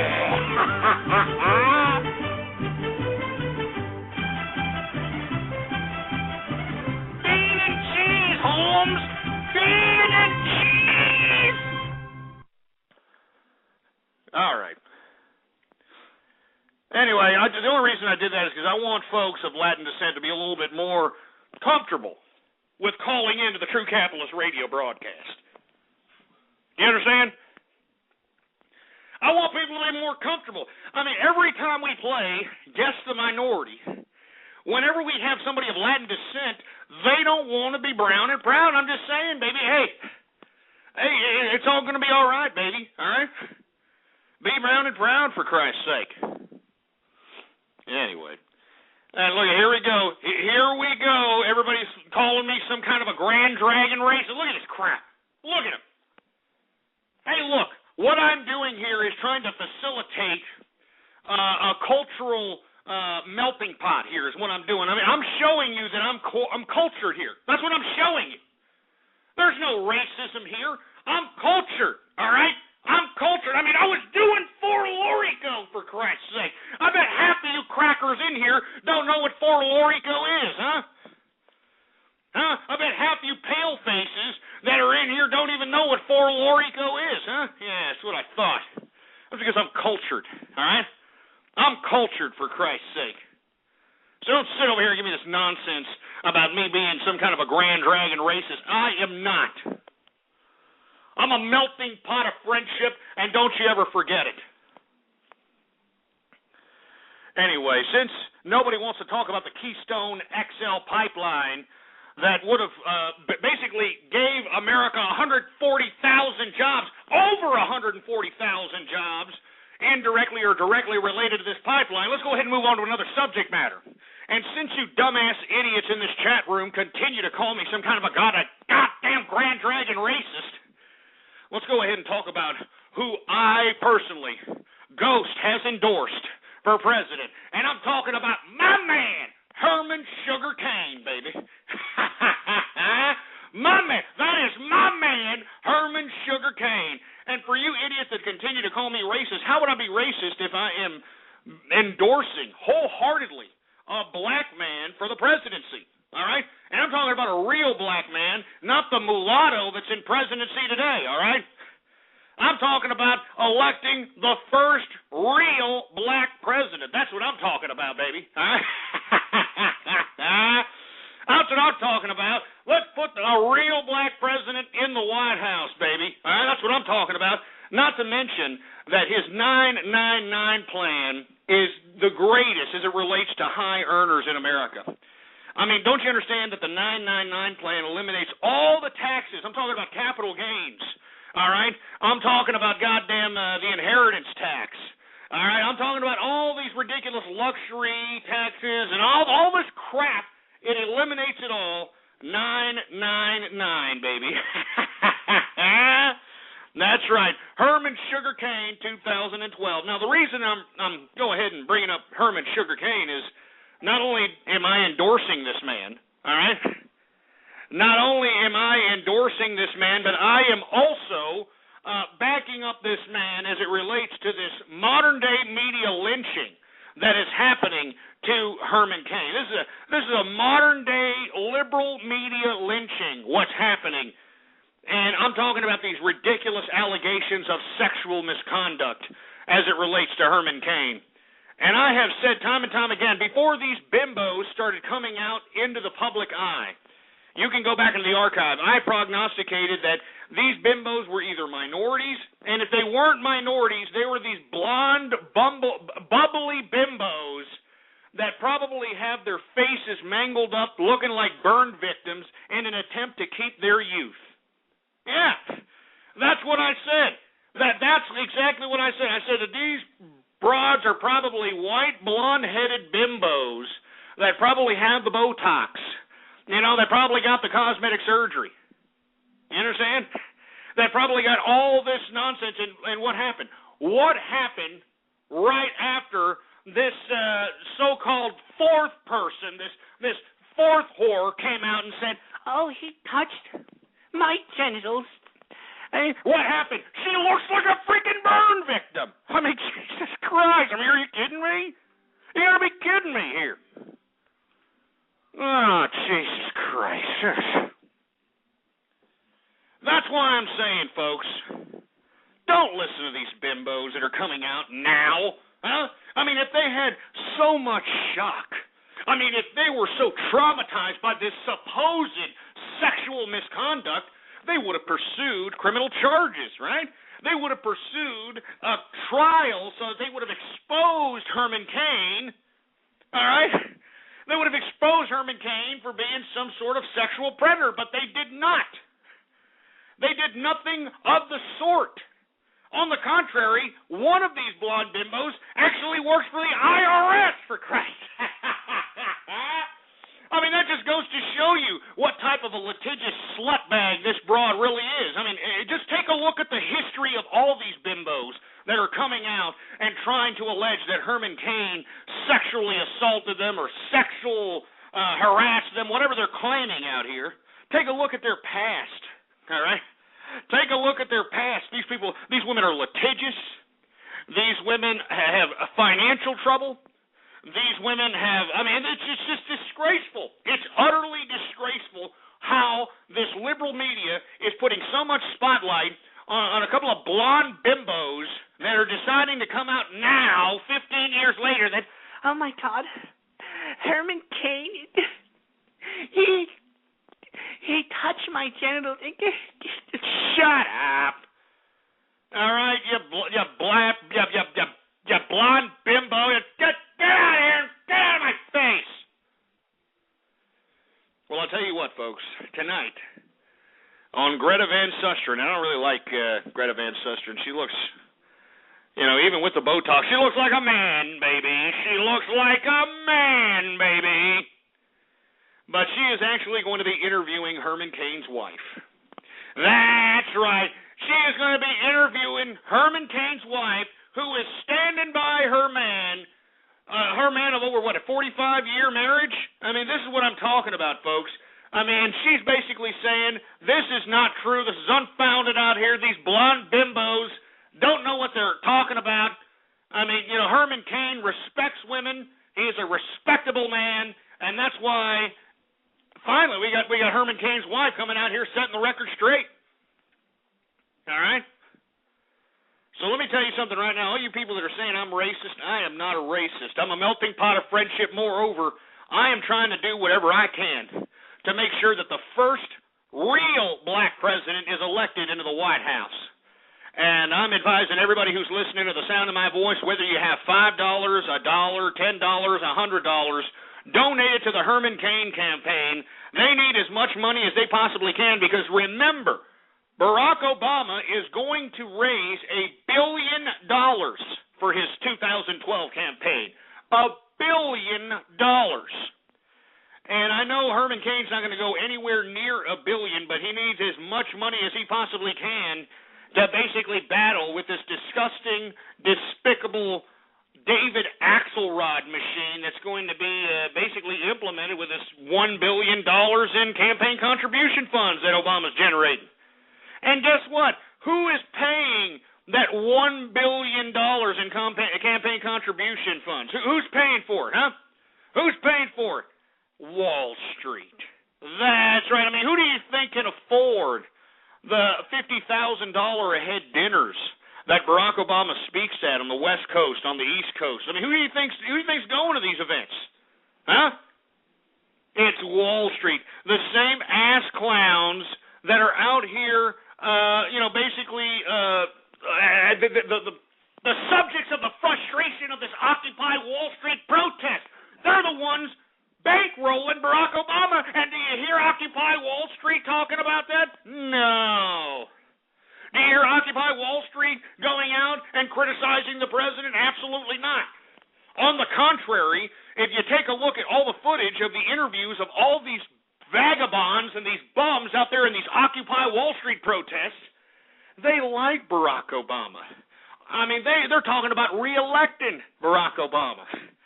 And yet, on the same breath, they can sit here and criticize Wall Street. You idiots, Wall Street got bailed out by the government that you're supporting, you stupid imbeciles in Occupy Wall Street. And we're going to talk about them in just a second. But once again, my man Herman Sugar Cain, his wife, is coming out to the defense of her husband. And I want to hear what you have to say about it. 646-652-4869 is the number to call. Let's take some calls here. We got area code 818. You're on the air. Well, you're taking too long. How about 417? You're on the air. Well, Satan's killed about 10. Where does it say he doesn't have to obey his own commandments? What? This idiot's having a damn conversation about religion or something with his family. Get the hell off the broadcast, all right? Don't just sit there on the phone and have a goddamn conversation with your stupid pussy-whip family, for Christ's sake. If you're waiting for a call, wait for the goddamn call. 281, what's up? I don't know, dude. I just haven't had my coffee yet. Yeah, it's this scumbag, for Christ's sake. You haven't had your coffee, huh? No, man. I've been... Let me tell you something. You told me, if you told me that in front of my face, I'd kick you right in the balls, all right, you stupid scumbag.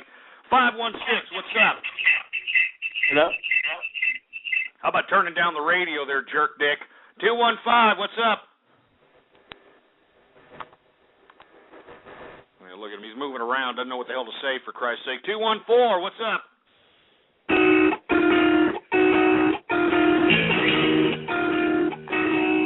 Fuck you, Tick.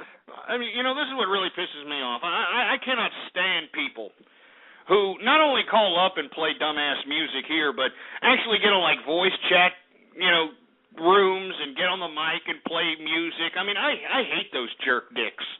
I mean, look, idiot, if you wanted to go and be a record spinner, you should have went to college and got yourself a little stupid, RTF degree and, gone out and, flipped some records somewhere for $8 an hour, all right?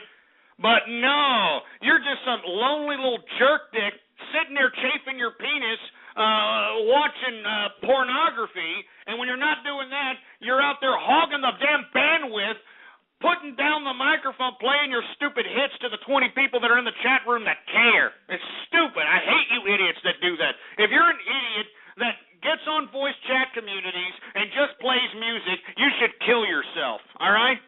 Straight up. There should be nothing to contemplate. There should be nothing to think about. You should just straight kill yourself. All right?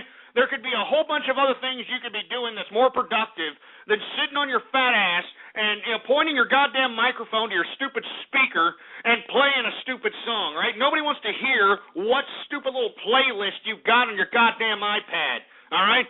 You're a stupid imbecile, all right? And you should kill yourself. Jesus Christ. We're supposed to be talking about my man, Herman Sugarcane, all right? My man. And about how his wife is coming out and basically telling all these dumbass little whore bags that are coming out alleging this sexual misconduct, telling them that they're just lying out of their ass cracks and they know it. They know it. Area code 720, you're on the horn. What's up? Yeah, we don't care. 727, what's going on? Yes. We can't even, you gotta get a better phone there, jerk dick. 818, what's up?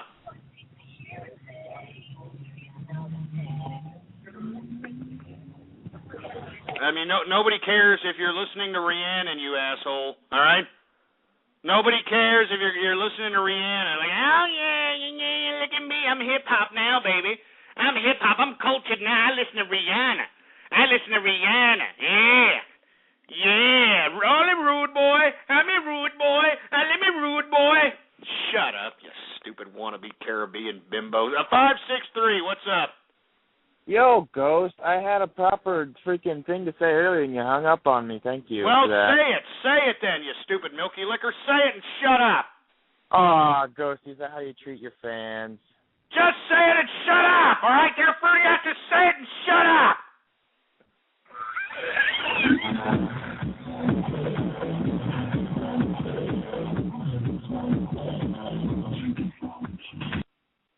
You mean to tell me that you sat here and, caused all this ruckus for you to play glow stick music, for Christ's sake? Huh? I mean, what is this, a rave in 1996 or something? We're supposed to come out with glow sticks and you stupid dumb raver, all right? All right, look, the good raves are gone. They ain't coming back, all right? They ain't never coming back, all right? All the sexual relations that happened in the 90s as it related to those raves, well, you're seeing them come back to haunt them with them kids in today's America, all right? Yeah, that's right. Oh, when everybody was having a great time out here, oh, yeah, dude, we're going to a rave, dude. It's all-nighter. Yeah, dude, we're dropping ecstasy, dude, yeah. I mean, everybody's having orgies out there and all this other nonsense. Well, now, in today's world, what did y'all have to deal with? Y'all got kids now. Y'all got kids. Oh, and you see, it's not bad to have a kid. Don't get me wrong. I'm not trying to say you shouldn't have kids, but let's be honest. The majority of people in today's America that are having kids can't afford to raise them kids. All right? They can't afford to raise them kids, for Christ's sake, and they want to blame everybody except their dumbass selves because they can't raise their kids. They want to blame their mama. It's their mama's fault. It's their daddy's fault. It's the government's fault. It's society's fault. No, you stupid scumbag. It's your fault, all right? If you can't feed your children, all right, if you can't feed your kids, it's your fault, and you're a waste of life, all right? Yeah, I said it. If you can't feed your kids, it's your fault, and you're a waste of life. I mean, do you understand that we've got a dollar menu on every freaking corner? A dollar menu. That means you can go up into this establishment, throw down $1, and get yourself a double cheeseburger, for Christ's sake. All right? I mean, you know, at Taco Bell, they got 39-cent tacos. All right? I mean, out here in Texas, I mean, we got a lot of Mexicans walking around out here in Texas. All right? I mean, they got 39-cent bean and cheese and all these goddamn taquerias out here. So I don't want to sit here and hear that I can't feed my kids. The only reason that you can't feed your kids is because you're too busy feeding yourself, whether it's food, whether it's vices, whether it's materialism, whatever it may be. Hey, when you have a child, asshole, you're not supposed to just negate that life as if it's some kind of a fucking pet or if it's some kind of a puppy, all right? You actually have to raise it, you stupid jerks. And unfortunately, the majority of these people in this country don't raise their children. None. So I don't know. Anyway, sorry about that. I got off on a tirade there. We're supposed to be talking about Herman Cain here and about how there is a modern liberal media lynching that is happening to him. And let me tell you why it's happening. Because, first of all, the majority of the media are in the tank for Obama. I mean, let's be honest. I mean, let's just be completely honest about it. They're always showing favorable news reports as it relates to this president. I mean, you know, most of these media outlets aren't really talking about the violence that's ensuing in all these Occupy Wall Street protests. All right? And why? Because the president indirectly endorsed this damn vagabond revolution in an attempt to agitate class warfare. You know what I'm saying? So that's the bottom line. And the reason is because, let's be honest, I mean, what is Obama going to run on in this next election? What is he going to run on? Huh? His record? No, I don't think so. Well, he can't run on his record. So what David Axelrod is thinking he's going to be able to do, he thinks he's going to be able to play the race card like he did in 2008. Oh, yeah, he thinks that he's going to be able to, you know, anybody who disagrees with Obama's policies, his legislation, his foreign policy, anybody who disagrees with Obama at all, you're a racist. That's right, you're a racist. If you're against Obama, you're a racist. But let me tell you something. If Herman Cain runs for president for the GOP, I mean, that just completely takes away David Axelrod and Barack Obama's trump card, the race card. Are you kidding me? I mean, why do you think the media is trying to assassinate the character of Herman Cain? They're afraid. They're in fear. They're afraid that they're not going to be able to utilize the whole racist card if Herman Cain runs for president because they can't.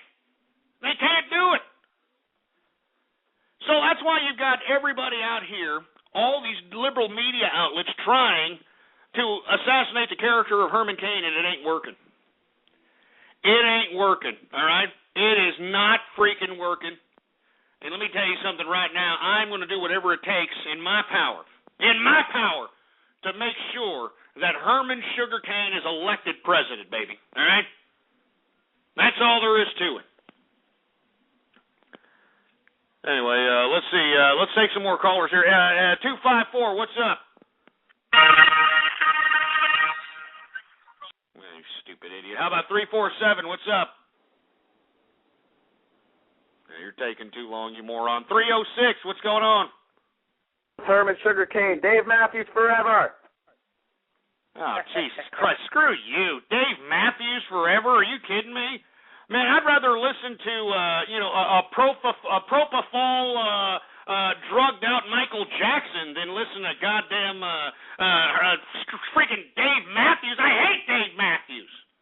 As a matter of fact, let's go ahead and throw a drugged out Michael Jackson right now. It probably sounds better. Go ahead and throw on a drugged out Michael Jackson, engineer. Yes, sir. Let's go ahead and throw him on.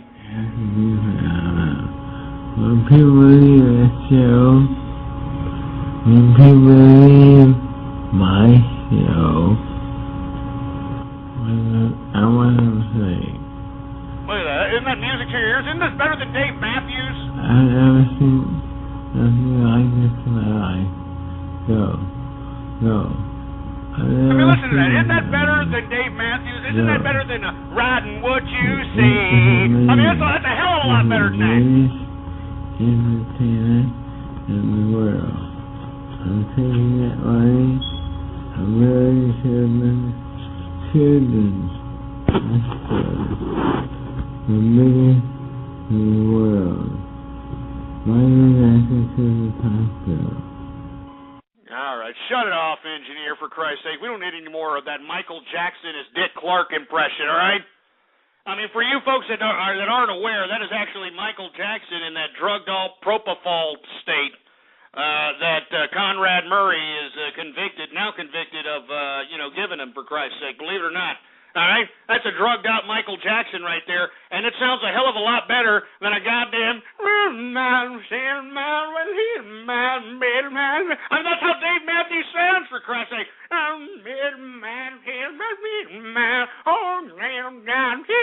Give me a freaking break.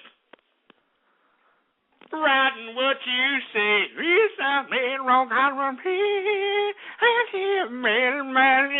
know it and I know it. That's how he sings, man. You know it and I know it. Jesus Christ. Anyways, I don't know why we got off on Dave Matthews here, but we're supposed to be talking about Herman Sugar Cane. But let's go ahead and move on to another subject, because it's obvious that you idiots are going to continue to besmirch my broadcast. So let's keep it on the same theme. Let's talk a little bit about the GOP polls. Have you seen the latest polls? Romney and Herman Sugar Cane are neck and neck, for Christ's sake. All right? I mean, Romney is basically aging. I mean, have you looked at his face? This presidential campaign is aging his Mormon ass. It looks like the magic underpants ain't working for him this time around, because he looks pretty bad. You know what I'm saying? You know, his skin's starting to Sharpay up real nicely because of all the pressure that this campaign is putting on Mitt Romney, for Christ's sake.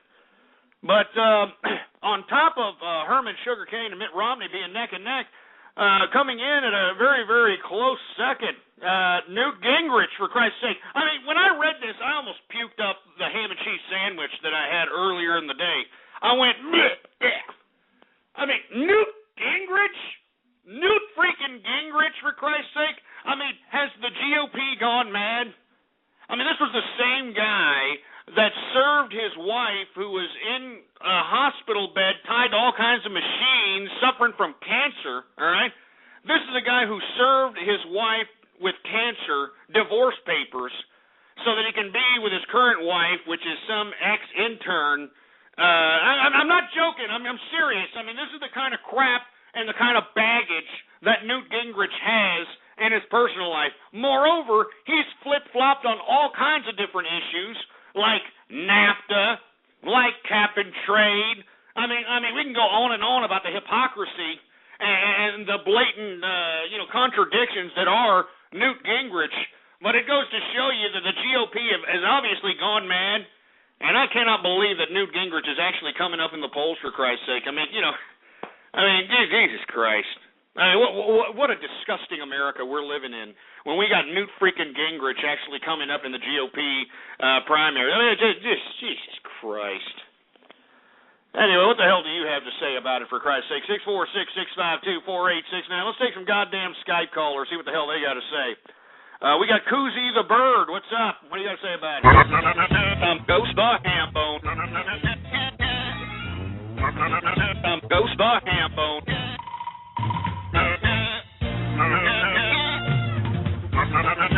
Ghost the Hambone. Freaking bitch. God damn all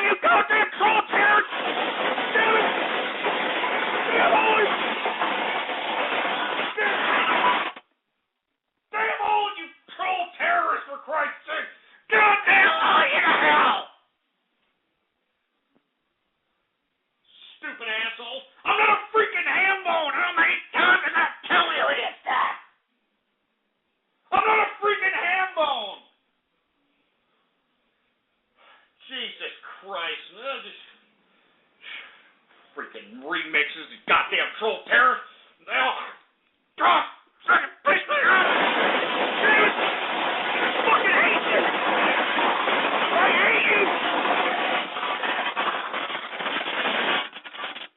I freaking hate you all, you goddamn troll terrorists. God damn you all.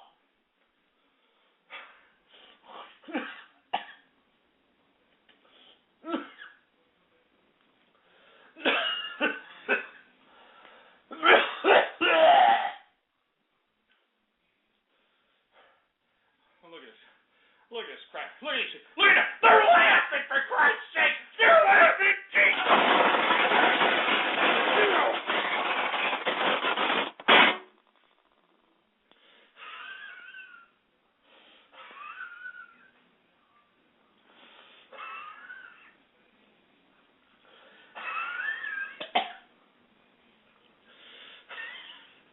I don't deserve this crap.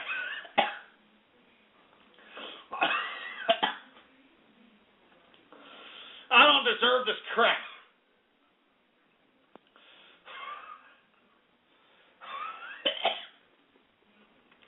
I mean, I'm a capitalist. You assholes.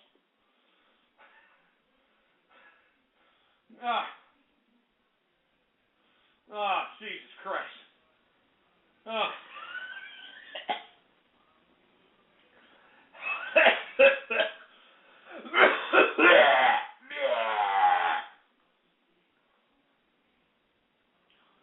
Oh my God. I can't take this anymore, man. I guess I just can't take this goddamn crap anymore, man.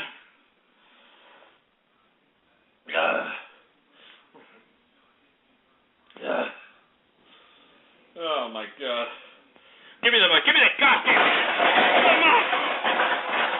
That freaking mic, for Christ's sake.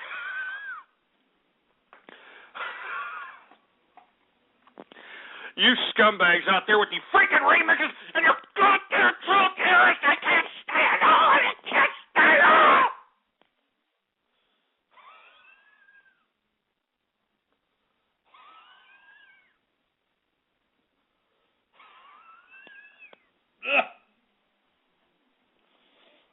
Oh my God. Oh my God. Oh man, I mean, you idiots. You guys are really starting to piss me off. You know that? I'm gonna take a break. I can't sit here. I can't keep doing. I can't keep doing this crap.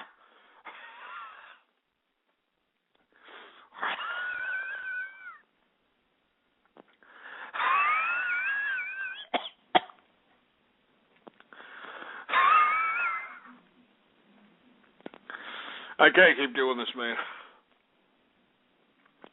I can't keep doing this, you stupid scumbags.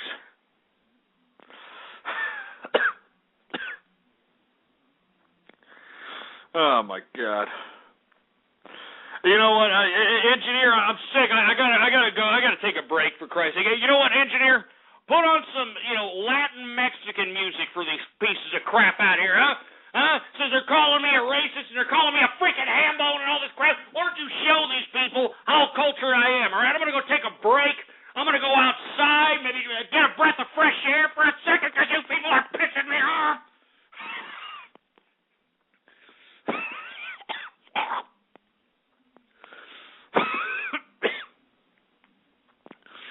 Oh, Jesus Christ. Engineer, put on some goddamn Mexican music for these idiots. All right, put on something, all right? Yes, sir. All right, put it on. I'm going to take a break, for Christ's sake, all right? Don't go anywhere, folks. I got to go take a walk for a second. I got to go take a breath of fresh air after that. I'll be right back. Go ahead and throw the music on, engineer. Make sure to, make sure everything goes right in the chat room and stuff. I'm going to take a break. You got that, engineer? Yes, sir. All right, I'll be right back. Go ahead and throw it on, engineer. All right, I'll be right back right after this.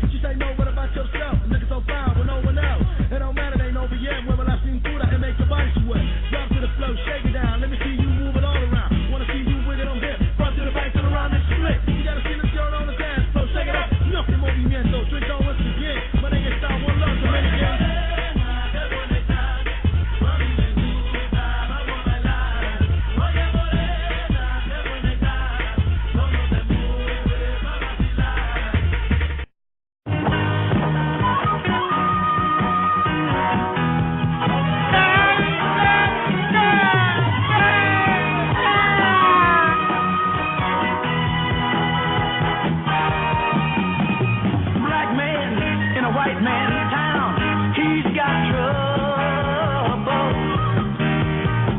Get in his way, he's gonna cut you down, taking over. You can ride, he can shoot, don't take nothing from nobody. Oh, he's black, bad, scared of nothing. Yeah, he's so bad, they call him boss. He's a boss, called nigga. He's so bad, they call him boss. He's a boss, boss nigga.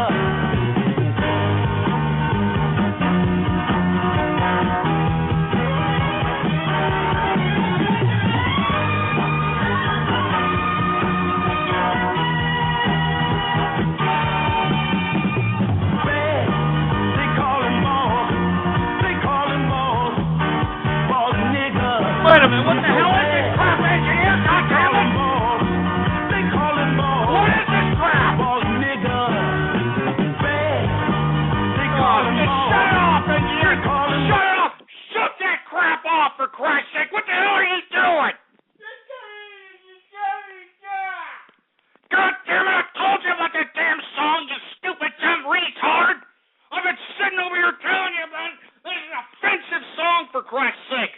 I mean, what are you, a goddamn racist engineer? I didn't realize that your goddamn half a retarded ass is actually racist, for Christ's sake!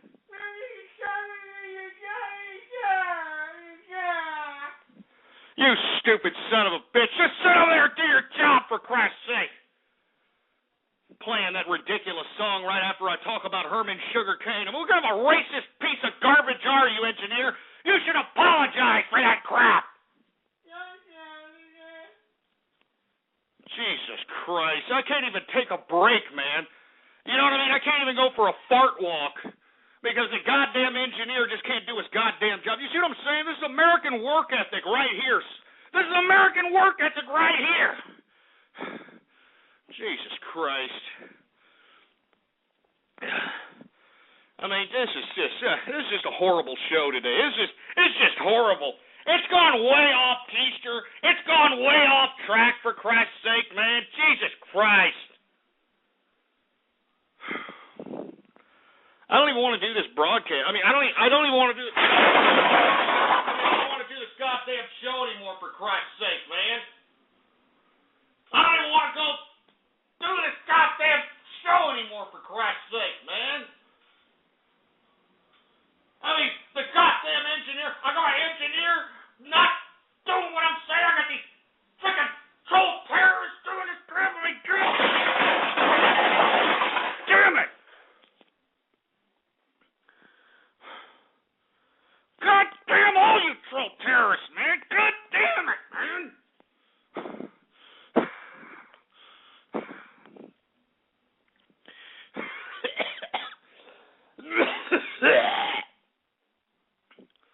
Jesus Christ.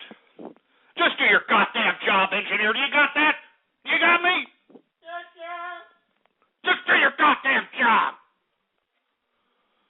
Jesus Christ, folks. I don't even know where the hell we're at. This show is just going way off keister. My apologies, folks. I'm sorry. I mean, look at this. We got 6 minutes left until the third hour, engineer. Jesus Christ. Anyway, we haven't even talked about the Occupy Wall Street protests getting violent all over the country yet. We haven't even talked about those ass clowns, that vagabond revolution.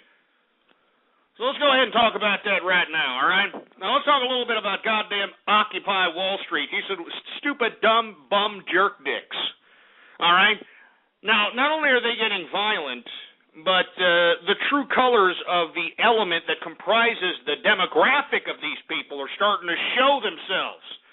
Now, for you all that are unfamiliar, we're getting reports of rapes, out of these Occupy Wall Street protests. Yeah, there was a rape in the Occupy Philadelphia area. We also had some bimbo in Occupy, I think it was New Hampshire, Occupy New Hampshire. She decided to utilize the stomping grounds of the Occupy Wall Street protest to try to look for potential whores to pimp on the street. Yeah, you can look that up for yourself, for Christ's sake. It's not a joke. All right. I mean, moreover, we got people slashing police in the street. That was in Occupy San Francisco. You got people slashing cops in the face. You got robberies taking place. I mean, it's just an unbelievable, disgusting hellhole. What this goddamn Occupy Wall Street protest has turned into. And in my personal opinion, I think that they should try the organizers of these Occupy Wall Street events and try them under the RICO statute and put these people in prison for at least 20 years. I mean, because look, this isn't some kind of organized protest against, a certain issue, against a certain political policy. No, this is just all-out organized chaos.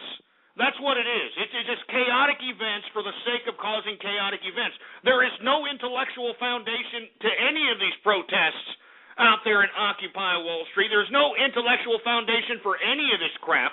It's just a hodgepodge of different losers that are bitching and moaning about different subject matters, congregating and basically setting up shop right in the middle of cities or in parks all over America, for Christ's sake. So in my personal opinion, if the government's listening, I think that they need to implement the RICO statute to basically try and convict these organizers of the Occupy Wall Street protest. And I'm talking about whoever is the organizer and the owner of the account of @OccupyWallST.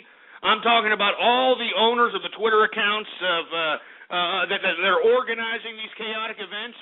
I'm not joking. I think that they need to be tried and convicted and put in prison for at least 20 years to show that, hey, if you're just going to rabble-rouse and be a whale gonum and just cause chaos for the sake of chaos, well, then you are going to be tried in the court of law of civil society.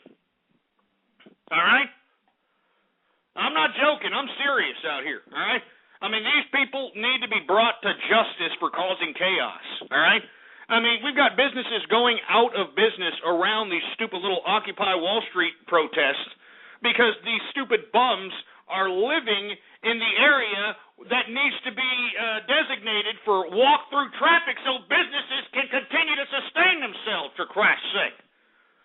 But no, you've got these dumbass bums. And look, it's already come out that most of these people that are at these protests, they're homeless idiots, they're drug addicts, they're vagabonds. I mean, there's very few people in these Occupy Wall Street protests across the country that are actually there with any kind of valid political grievance other than that they want money for the sake of them being in existence. All right? I mean, that's basically what this all comes down to. These idiots just want money. That's all they want. They just want money. They want money for doing nothing, just for breathing and existing. And it doesn't work that way. That's not the way this realm works. And you stupid political romanticists need to realize that. You need to put that through your goddamn head, all right? I'm serious. You need to put that through your head. That's not how it works, all right? The only way that you're going to be able to survive in this world is for you to take the initiative to go out there and survive yourself. All right? Just because you're born into this world does not mean that society needs to feed, clothe, house your ass, all right? I mean, on the contrary, it goes against the very existence of every living organism on this planet. If you observe every living organism on the planet, you'll notice that every living organism has to kill and eat another living organism to sustain itself, to survive. And it's so egotistical and ridiculous for human beings, especially ignorant, dumb, moocher-ass human beings, to get this idea that, oh, I'm born in this world, so somebody needs to feed me. Somebody needs to clothe me. Somebody needs to house me. And you just have to deal with us. That's all you have to. You got to deal with us, and we're going to cause all the trouble in the world until you give us free nonsense. I mean, it's just disgraceful. I'm serious. I mean, this Occupy Wall Street protest, these idiots are helping perpetuate the totalitarian police state that many who are against this disgusting big brother totalitarianism have been talking about for years. But thanks a lot, Occupy Wall Street. Because of you and your loser asses, you're helping to implement the goddamn totalitarian police state that we all have been trying to avoid for the past 20 years. Thanks a lot, you stupid scumbags. I'm telling you right now, and let me tell you something, I'm not joking. I am going to make sure with this facial recognition technology that they've got now, with all these idiots posting their damn social lives on every goddamn media on the internet, I'm going to make sure to do a background check on every one of my future employees. And if any of these scumbags partook in any of these stupid protests, I'm telling you right now, I and every capitalist that has a business should not hire these scumbags. All right? I mean, they need to live and deal with the chaos that they ensued during this time in history. All right?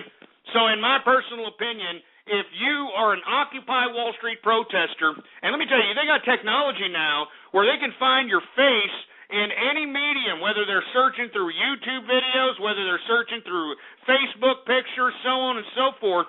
If you partook in any of these goddamn protests, I'm not going to hire you. And if you're a true capitalist, you shouldn't hire these scumbags either. And let's see how great they feel now that they're going to actually live their non-capitalist lives, since they were protesting for it so much, right? They were protesting for it so much. So let's just go ahead and make sure that they're unemployed for the rest of their lives since they're so anti-capitalist. All right? That's all there is to it. Hey, assholes that are saying that's illegal. No, it's not. All right? I reserve the right to hire whoever the hell I want to hire, for Christ's sake. And I don't want to hire some goddamn communist scumbag who's going to jeopardize the integrity of my business. Do you understand that? I'm not going to do it. These people are scumbag, anti-capitalists, and they don't deserve a pot to piss in or a window to throw it out of. So as far as I'm concerned, anybody who participated in any of these goddamn Occupy Wall Street protests, you better hope there wasn't a camera in your face. You better hope there wasn't pictures with your face in it, because if you were going into my company and you were actually trying to apply for a job, and I did a background check with all this damn facial recognition software technology and found your ass in one of these damn protests, I wouldn't hire you. And moreover, every true capitalist that has businesses or is in personnel, you shouldn't hire these scumbags either. All right? And that's all there is to it. I mean, look at them. They're causing chaos, for Christ's sake.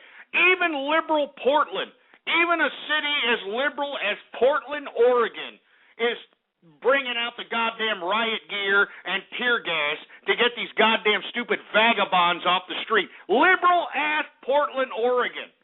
Jesus Christ. I mean, did you see that, fruity-ass bourgeois liberal mayor they got with the stupid glasses, the typical liberal look? He's got the flat top with the glasses. Even he is saying, hey, this is getting way out of hand. I mean, we're all for, free speech or whatever. These people are, infringing upon the freedom of others by, camping out and, just mounding trash all over the place. I mean, it's just stupid. Stupid. Anyway, we're already 3 minutes in to the third and final hour of the True Capitalist Radio broadcast. And, of course, I am your host, the man they call Ghost. And once again, folks, I want to thank everybody for tuning in with me. Before we get into anything else, I'd like for everybody to please retweet the broadcast, all right? Go to the social networks. Go to the forums. Go to the blogs. And spread it around like wildfire. And let everybody know that True Capitalist Radio is in effect and in the house. I mean, we got all kinds of little buttons underneath the player there, folks. All kinds of little buttons. Facebook like buttons. All right? Google plus buttons. Retweet this buttons. All right? Share this buttons. Use and abuse those freaking buttons, baby. All right? It's just a freaking click, for Christ's sake. All right? It's just a freaking click. Don't be a lazy prick, all right? Anyway, once again, I want to hear what you have to say about Occupy Wall Street protests getting violent all over the country and how we need to basically tell our lawmakers and tell the government that, hey, we can't allow this kind of chaos to ensue for an unlimited amount of time. And moreover, we should basically prosecute those organizers that organize these events and prosecute them for, basically conducting this type of chaotic activity. I mean, you have to take into consideration all the money that has been incurred, that's wasted on basically paying overtime for policemen to watch these goddamn stupid campsites. You're talking about all the damn taxpayer money that was spent cleaning the trash and cleaning the crap out of these disgusting, despicable tent holes And these goddamn Occupy Wall Street protesters are staying at for crime. Just imagine all that, man. I mean, they need to be tried and convicted. In my personal opinion, they should be put in jail for 20 years so they can think about, instead of, utilizing, technology so they can be a bunch of rabble-rousing pricks for no freaking reason at all right? They need to realize that, hey, maybe, just maybe the next time that I organize some kind of a protest, maybe I should have some kind of an issue that people can actually, I don't know, back me up on. Stupid assholes. Anyway, before we get into anything else, I hate to even ask the engineer because he's been such a dick today, you damn tard. Engineer, do we have any Twitter shout-outs to be given out for Christ's sake?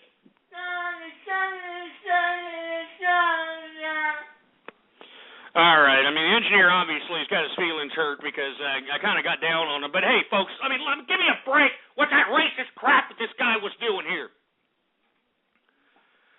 Anyway, we got a couple of Twitter shout-outs to be given out. So if you want a Twitter shout-out right here, right now, all you got to do is retweet the first tweet on my Twitter account. And, of course, the Twitter account is Ghost Politics. All one word, no underscores, folks. Ghost Politics. And we're going to go ahead and send out some retweets. Or actually, we're going to go ahead and send some shout-outs to those that are retweeting the first tweet on the Twitter account. So let's go ahead and do that right now. We got John Zale in the place. Somebody named Melting Pot of Alcohol. Somebody named Seymour Skinner. Seymour Skinner, yeah, it's real funny, idiot. Real freaking funny. We got somebody named Pat Me Cratch. We got a little Foxo Loco. Beatings for Bronies. One more time. That's kind of funny, man. It's not right, but it's still kind of funny. Anyway, let's see who else we got here. Do we got any more, engineer? God damn it, do your job! We got Halo Star Videos. We got Circumcision LOL, whatever the hell that's supposed to mean. We got Macro Man 5699. We've got Homo Queersicle again. We've got Flamin' Nipple Chops. We got AD Pucky. Vibrated Brony. Jesus Christ, that's disgusting. We got somebody named SP Boogeyman in the place. We got Finger Spanker Jerky. Who the hell else do we got? Who else do we got here? We got, what is this? Not See Go. Screw you jerk dicks, all right? Enough of these stupid dumbass names trying to make me say something stupid. You've already given me enough crap today. Jesus Christ. Oh, Jesus Christ. We got Snowstorm for Texas. Yeah, let me tell you something. I haven't seen it snow in a long time out here in Austin, Texas, baby. It'd be great to see some snow. Maybe not as much snow as those ass clowns get in Chicago, but a little bit of snow so that, you can have the snowball fights and the damn, the whole snowman and, all that crap. Anyway, we got Koozie the Bird in the place. We got some idiot, I don't know who, I can't pronounce your goddamn name for Christ's sake, all right? Come on, you got to have some kind of English phonetics on the name there, all right? I can't pronounce your name if you're, from some other country that I can't really get the dialect to, all right? I can't get it, all right? All right, we got Sir Trollsberg. We've got Tenacious Carrot. We've got Floods for Thailand. You son of a bitch. That's horrible, man. Thailand is suffering from its worst floods in years, and you idiots are laughing about it. You're making freaking Twitter names about it. Scumbags. We got somebody named NWO Informant. We got Free Joe Paterno. Free Joe Paterno? Screw Joe Paterno! Man, just for that, I'm not going to give any more goddamn Twitter shout-outs. Just Free Joe Paterno. Shut up! Stupid 85-year-old asshole. Not gonna go to the cops. And we'll talk about that later. Anyway, that's enough of the Twitter shout-outs. I'm sorry, folks. I mean, the time has got a head on us here. We're supposed to be talking about Occupy Wall Street protests getting violent all over the country. But we got to move on here. We're short on time. So let's go ahead and move on. I want to talk a little bit about how the King of Jordan calls on Syria's Bashar al-Assad to step down, because all of you who listen to my broadcast, you should know by now that Bashar al-Assad, the totalitarian tyrant leader of Syria, is killing his own people because his own people don't want to be dictated by this scumbag any longer. They're tired of him. And the thing about the Syrian protests is that they're just protesting. You know, they actually have a reason to protest, all right? I mean, Bashar al-Assad got the country from his daddy, all right? So, I mean, there should be no reason why Bashar al-Assad should be continuously having unlimited amounts of power because, he got bequeathed the goddamn country. All right? And let me tell you, the people in Syria, they're not taking up arms. You know, they're not being violent whatsoever. They're going out there and protesting in, mass protests, in marches with picket signs, so on and so forth. And Bashar al-Assad is ordering his army to kill these people. And not only kill the men, but women and children, for Christ's sake. Can you believe this crap? I'm not joking, man. I mean, women and children. I mean, he's actually torturing children. There's one case where, Jesus Christ, his army actually went out and, severed the limbs of a child and actually put it on display in one given area out there in Syria in hopes of getting the whole village scared from protesting, Unfreaking believable. And you know what? You know what's really sad is that these Occupy Wall Street protesters are out here pissing and moaning because, a little bit of tear gas and, some rubber bullets, and a couple of batons are being used on them over here. Here you got Bashar al-Assad torturing, killing people because they're protesting to his totalitarian rule. I mean, that's just disgusting. You know what I mean? That is just disgusting. You people are disgrace, all right? Death to Bashar al-Assad, all right? Death to Bashar al-Assad, for Christ's sake, for being such a damn totalitarian tyrant and his crimes against humanity. But what's really funny about this is that the King of Jordan actually had the audacity to sit here and ask for his resignation or call for him to step down. The King of Jordan, King Abdullah, I mean, do I even have to go there? I mean, seriously, it looks like I'm going to have to go there. I'm sorry. King Abdullah is another asshole who got Jordan, the country of Jordan, bequeathed to him by his father, King Hussein. Yeah, do y'all remember King Hussein? This guy was a, balding, kind of a frail-looking sumbitch, and instead of, being, Mr. Allah Akbar and down with the Islamic traditions, he decided to get himself a blonde bimbo of a wife. Do y'all remember this? I mean, King Hussein had a blonde bimbo of a wife out here from America, and he actually forced the country of Jordan to accept this blonde bimbo as the Queen of Jordan. I mean, I'm not joking, for Christ's sake.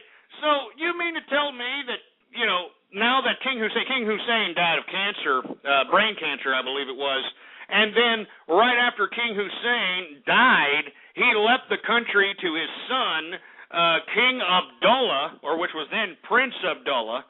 And now, when did Hussein die? I think he died like 98, 99 or something. Well, ever since then, King Abdullah has been in power for an unlimited amount of time, for Christ's sake. So you mean to tell me that, King Abdullah has the audacity or is on some kind of a soapbox trying to wave his finger at the Syrian tyrant of Bashar al-Assad when he himself is basically dictating his own country and acting like the unlimited, time dictator and occupier and king of these people?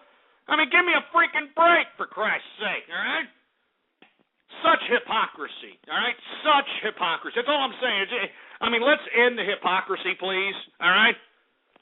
King Abdullah, look, you're doing the same damn thing that Bashar al-Assad's doing. The only difference is that you're not so blatant with your goddamn killing people in the street, all right? All right, you know it and I know it, King Abdullah. Don't lie, all right? Don't freaking lie. Anyway, I want to talk a little bit more. Let's move on to another subject matter. I want to talk about this German neo-Nazi gang that is being sought after by the German government. Are y'all aware of this neo-Nazi gang called the National Socialist Underground? Well, according to German investigation, and this is for all the folks that are out there in Europe, investigators have basically found videos within the raids of certain households of these people that belong to the National Socialist Underground, and actually found videotapes of old terrorist acts that were basically unsolved. One case in particular goes back to 2004, which was a nail bomb attack on a Turkish neighborhood in Cologne, Germany, that left 22 people injured. And basically they found the DVD of that particular event at one of these National Socialist Underground members' houses in a raid. Moreover, they've also found evidence that basically points this National Socialist Underground in Germany to a whole bunch of other different type of hate crimes and violent acts. In 2008, 8 Turkish and 1 Greek fast food vendor were basically killed between the years of 2000 and 2006. I can continue going on all the different disgusting criminal activities that this National Socialist Underground gang have been conducting in Germany. I was unaware that Germany was this violent. But it seems to me that Germany's neo-Nazi movement has not died because, these operations of terrorism are pretty sophisticated, and moreover, are they sophisticated? They seem to have been implemented with precision. The only way that they were able to actually get a hold of evidence that stated that this group actually participated in these acts of terror was when they raided the home of one of these idiots and found the damn DVD. So unfreaking believable. And of course, the leader, Chancellor Merkel of Germany, is calling this a big black eye for Germany. She thinks that this is just a complete step back, in time, for Christ's sake. There should be no reason why there should be neo-Nazis out here killing anybody for any reason. And it basically puts Germany in the hot seat, for Christ's sake. You know what I mean? It's horrible.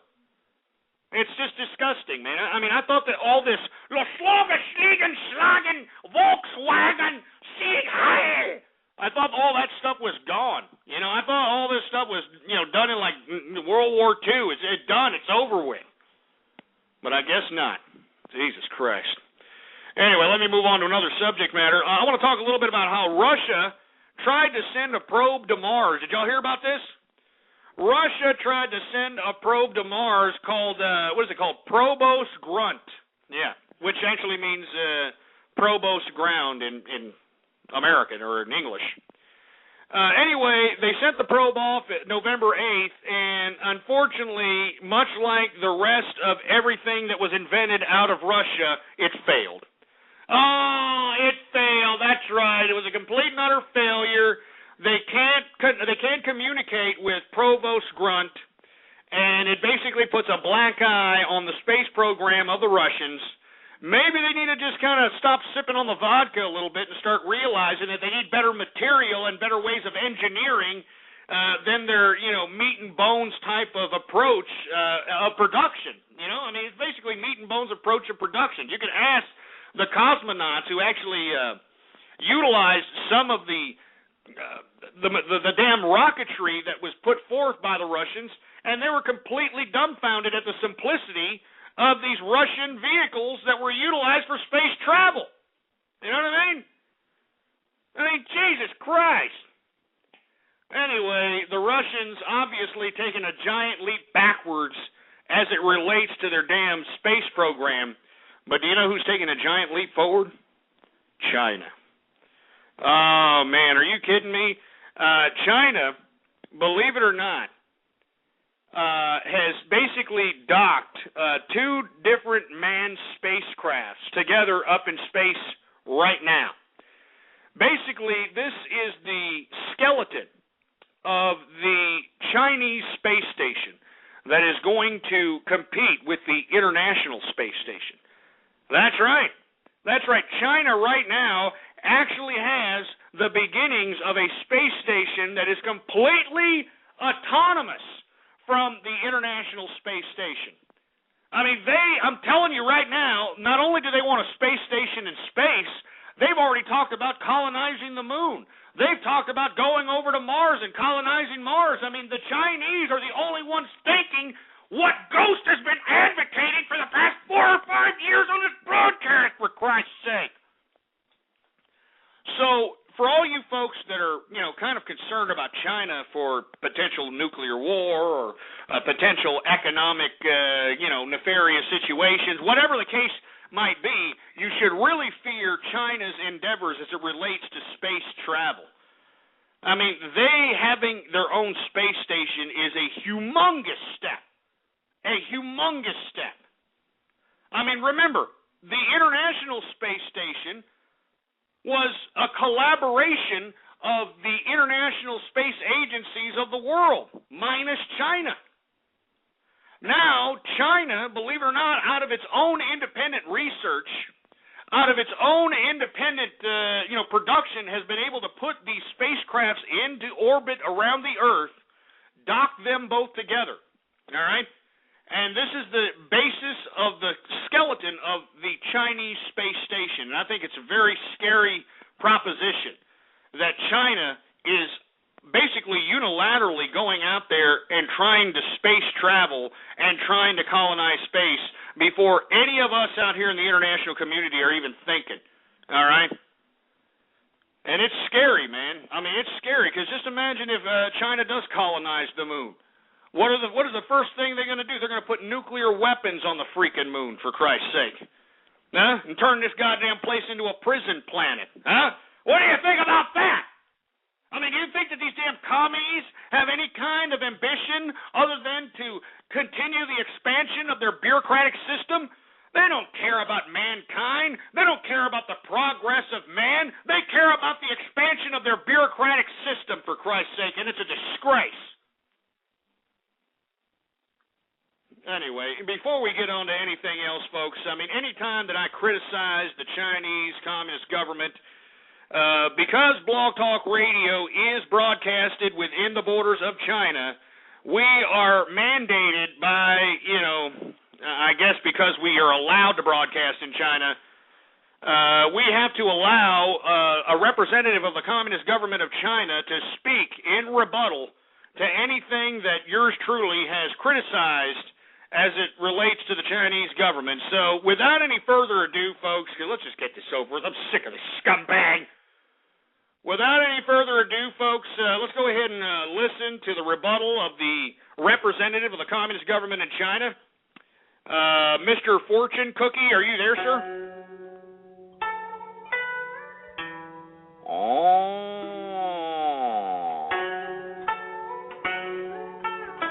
You see, we told all you motherfucker in America that the Communist government of China not going nowhere. No, we're not going nowhere, motherfucker. We're growing. And not only are we going out of this world, going out to colonize space, motherfucker, we own America. We own all your debt, motherfucker. That's right. We own all your debt. China single-handedly sent space station into space without any of you international motherfucker. We did it. The Communist government of China. We did it. You know it and I know it.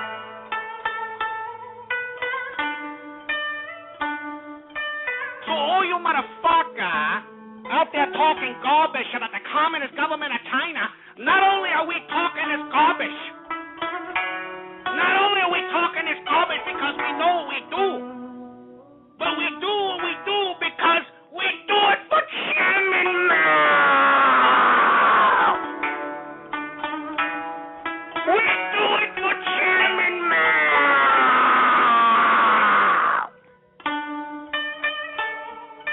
We do it for Chairman Mao.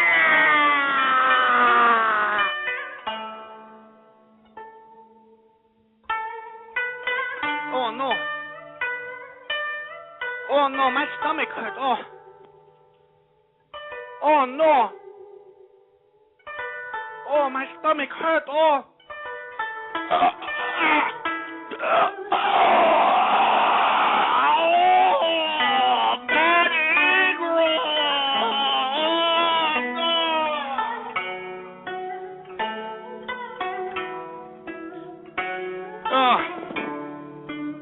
I have nothing else to say, you motherfucker. Just remember, China taking over all you motherfucker.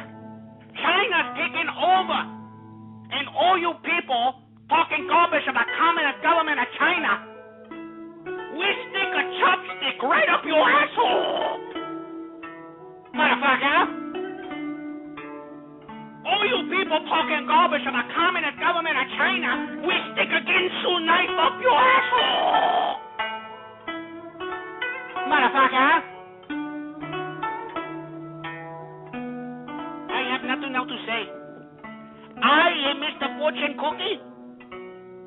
Thank you very much. Oh, Jesus Christ. All right, get this scumbag. I can get him off, for Christ's sake.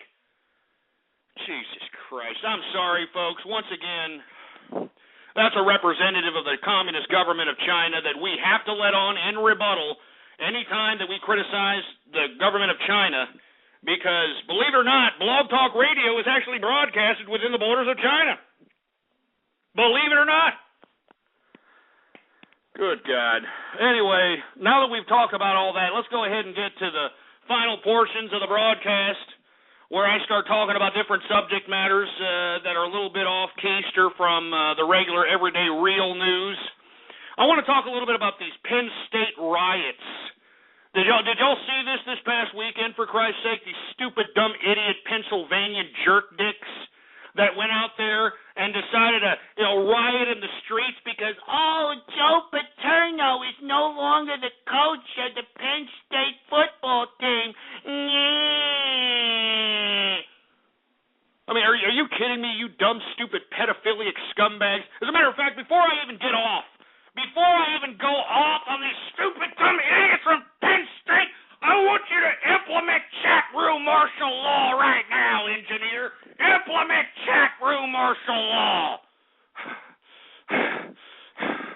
I'm sick and tired of these idiots flapping their fat Cheeto-stained fingers on the keyboard talking malarkey against me.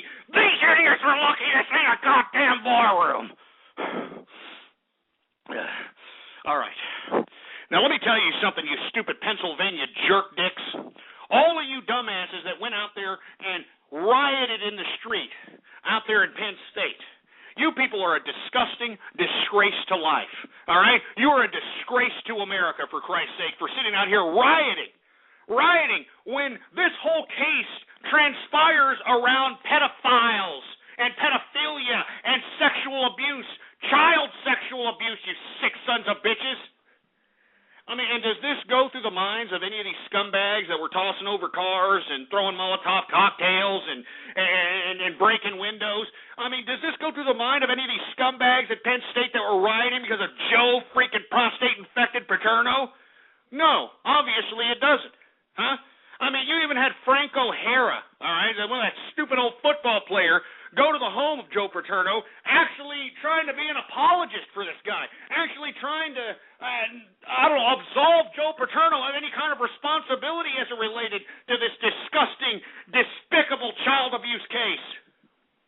It's horrible. I mean, Jesus Christ. Did y'all hear about the details of this case?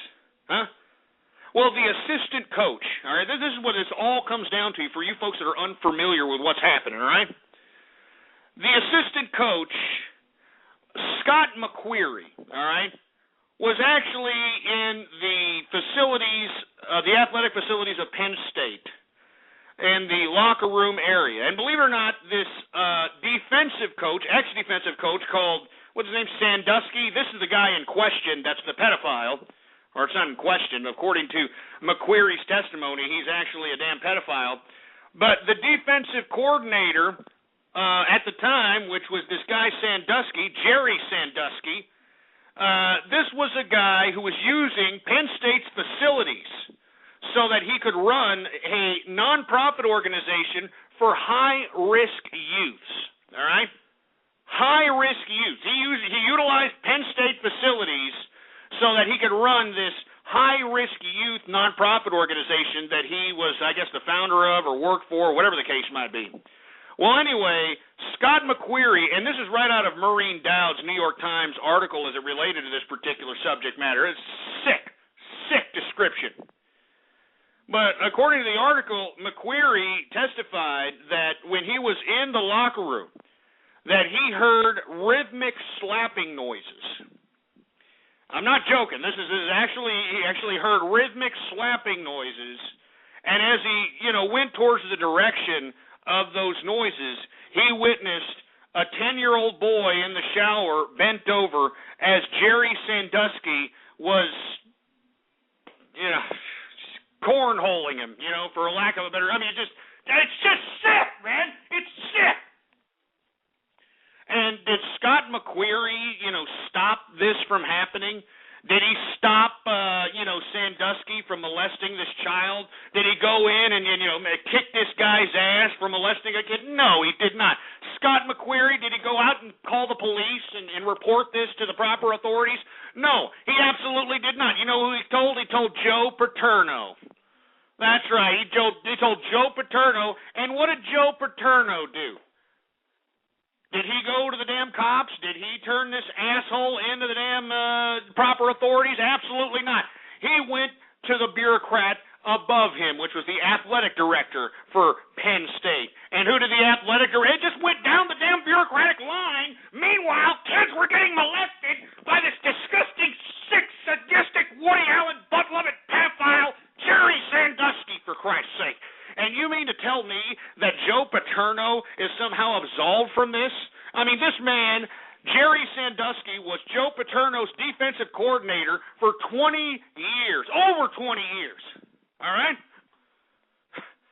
And you mean to tell me that Joe Paterno didn't know a goddamn thing about this? That's a bunch of bullshit, and you know it. All right? And Joe Paterno, if you had any face left in your stupid old prostate-infected body, you'd kill yourself, all right? You disgusting human being. You should kill yourself and write a suicide note stating, hey, I'm sorry. I should have done something. I'm sorry. I mean, save face, you disgusting piece of trash. Anyway, and I know I'm going over the time as it relates to this case, but you know what really is the shocker in all this case is the Pennsylvania law, all right? Did y'all know that the Pennsylvania law does not, and I repeat, does not prosecute if you touch kids or shower with kids or do any kind of inappropriate activity with kids, that it's not illegal? It's only illegal when someone can prove that they got sexual gratification off of it. Can you believe that crap? I mean, I'm not joking. That's why Jerry Sandusky was able to get away with this crap for so many years. The goddamn Pennsylvania law allows this crap. So, believe it or not, in Pennsylvania, you can go ahead and, touch a kid's wee-wee and, all this other this disgusting, vile things. And as long as there's no proof of you getting a sexual gratification or some kind of sexual, urge of it, I mean, it's legal. It's legal in Pennsylvania, for Christ's sake. I mean, it all comes clear to me about Pennsylvania, It all comes clear why the sick, sadistic law is like this in this disgusting state. All right, have y'all ever been to Pennsylvania? I mean, they got stupid, weird-ass names for some of these goddamn cities out there. You know what I mean? They got Intercourse, Pennsylvania. Have you ever heard of Intercourse, Pennsylvania? Yeah. They've got Beaver, Pennsylvania. I mean, I can go on and on. I mean, these are all sadistic, sick perverts out there in Pennsylvania as it is. All right? This is why Sandusky was able to get away with this crap for so long. And all you idiots in Pennsylvania should be ashamed of yourselves. All of you. Every single one of you. So kill yourself, Joe Paterno. You too, McQuarrie, you idiot. Anyway, let me move on for Christ's sake. Where the hell am I? Oh, yeah, the NBA. I don't want to talk about the NBA, all right? I hate the NBA. They suck. I'm glad the whole season's over. And let me tell you something. If the NBA had any kind of credibility to itself, it would just tell these damn stupid, overpriced players, piss off and just bring in replacements. I mean, I'll watch an NBA with replacements. I mean, who wouldn't? I mean, there's a lot of talent out here, not just in America, but throughout the international community. I mean, I'd be more than happy to get a whole new crop of replacement NBA players, all right? And I'd be more than happy to go out there and pay to watch that. I mean, you'll actually be watching skill out there instead of a bunch of idiots just kind of dribbling the ball, hardly working like LeBron James over here. You know what I'm saying? You'll actually see people that want to win. So I'm glad the NBA is not going to have a season, all right? I'm telling you, I'm glad. I'm glad. Stupid asshole. Anyway, last but not least, I want to talk a little bit about bronies for a second. That's right. I want to talk a little bit about bronies for a second because I'm sick and tired of hearing about this disgusting, despicable, goddamn subculture that is basically just all over the internet. I mean, not only is it all over the internet, I was reading the Wall Street Journal, and they were actually highlighting this disgusting subculture, for Christ's sake. The freaking Wall Street Journal, man! And the reason that I want to bring this up, because in my personal opinion, all right, I'm willing to bet money that at least 60% of these bronies, possibly even more, were probably victims of people like Jerry Sandusky. I'm not joking. I'm sorry. It's starting to come clear now what's happening. I understand why these males out here are all turning into a bunch of over-feminized fruit bowls that are fruitier than a box of Fruit Loops, all right? It's all coming clear to me right now that the reason is because at least 60% of these males, all right, because remember, this is what bronies are for all you folks that are unfamiliar with what bronies are. These are over the age of 18 or possibly 16, over the age of 16 to about 80 males, all right? Males that watch My Little Pony, all right? A goddamn cartoon that was meant for 8-year-old girls, all right? This is who I speak of when I talk about bronies, all right? I mean, believe it or not, this is an actual subculture that is going around the internet and actually gaining credibility. I mean, it's in the freaking Wall Street Journal, for Christ's sake.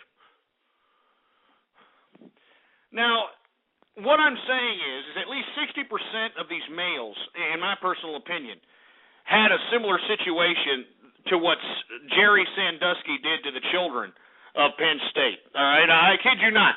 I'm not joking. I actually believe this. I actually believe that the reason a lot of these bronies, have feminine physical attributes and feminine vernacular is because they probably had a sexual molestation situation in their lives that feminized them, and it's sad.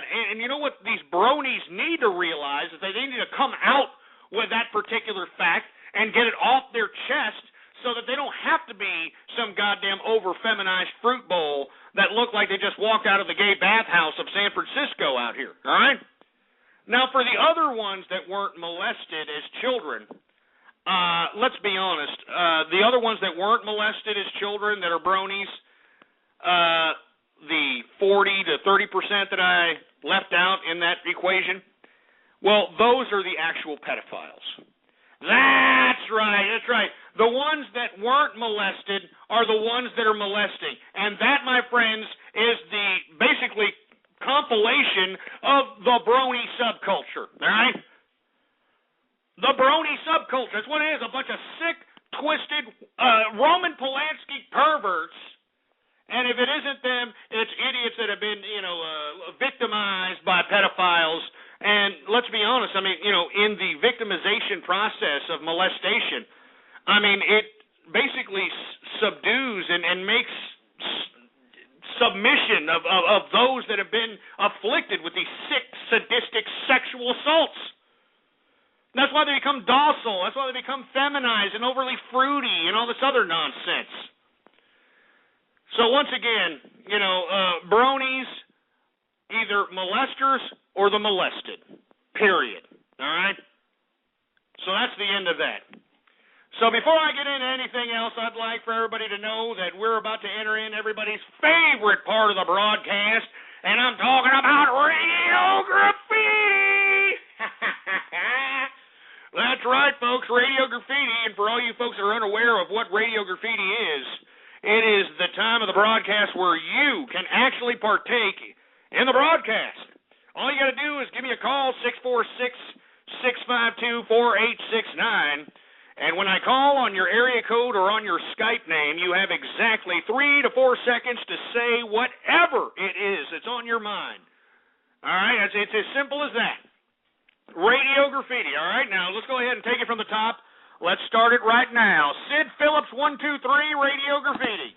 Hey, it's Noza. I just want to say good show. Sorry I didn't actually get in on time, but keep it up, man. No problem. Thanks a lot, Nozart. I appreciate it, man. Too drunk to host, Radio Graffiti. Capitalism is fucking dead because there's no gold left in America. They're trying to bankrupt us. Yeah, shut up, you stupid fruity bastard. Senor Rapist, Radio Graffiti. I'm shooting people pearls here, for Christ's sake. I'm shooting people pearls here. And does anybody give a crap? Does anybody give a crap? Is anybody out there listening? Is there anybody listening? Jesus Christ, these freaking remixes, for Christ's sake, man. I'm telling you right now, enough with this crap, all right? Enough! Let me tell you something right now. I am taking the necessary steps, and you idiots think I'm joking. I am taking the necessary steps to make sure that all these idiots that are making these goddamn YouTube videos and these freaking remixes and all this crap, spreading these slanderous lies about me, I'm taking the necessary steps to make sure that I get punitive damages, all right? Punitive damages out of your ass. So all you idiots that are out there making all these disgusting YouTube videos, let me tell you something right now. All you got to do is do a YouTube search for Ghost Capitalist, True Capitalist Radio, and all this other nonsense to know what I'm talking about. I'm telling you, assholes, punitive damages, all right? Punitive freaking damages on all you dicks. Anyway, Buster Hyman, Radio Graffiti. Bashar al-Assad, 2012, and don't your stupid Shut up, you stupid, dumb audio splicing piece of crap. 847, Radio Graffiti. Herman Cain is in the Illuminati. Shut up, all right? Here we go. We got these Alex Jones worshipers coming in now. Here we go with these goddamn assholes. Oh, we got Illuminati, New World Order, Freemason, Reptilian. Shut up, all right? Just shut your stupid wannabe dumbass. Think that you have inside knowledge when you don't know your ass from your elbow crap, all right? Stupid idiots, huh? Oh, you're an Illuminati. Yeah, Herman Cain's the Illuminati. Yeah, you're an Illuminati. Shut up. Shut your stinking hole. Illuminati, a secret society do exist. Illuminati, Illuminati, a secret society do exist. Illuminati,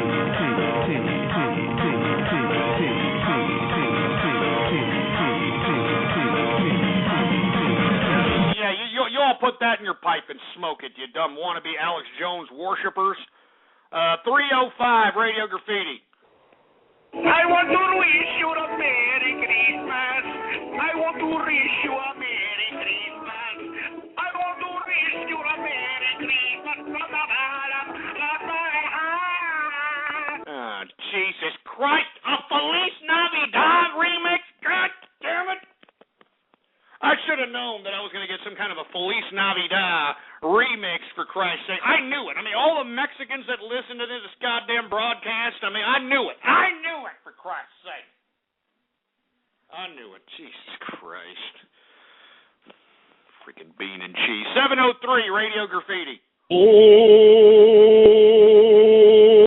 Idiot with his vibrator again, for Christ's sake. 978 Radio Graffiti.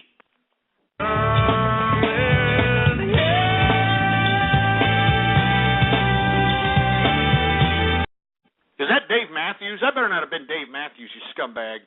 347 Radio Graffiti.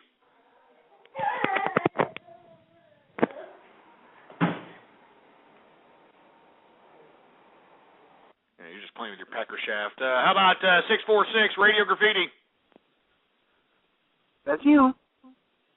Hi. That's you stupid idiot. 339 Radio Graffiti. Here I come, tougher than the rest of them. My name is Ghost. Unlike all those bronies, I don't chuckle. I'd rather... Oh, shut up. You have no skills, all right? What are you, trying to bust a flow? What are you, trying to cipher or something, for Christ's sake, you stupid cracker? Who else we got? 502 Radio Graffiti.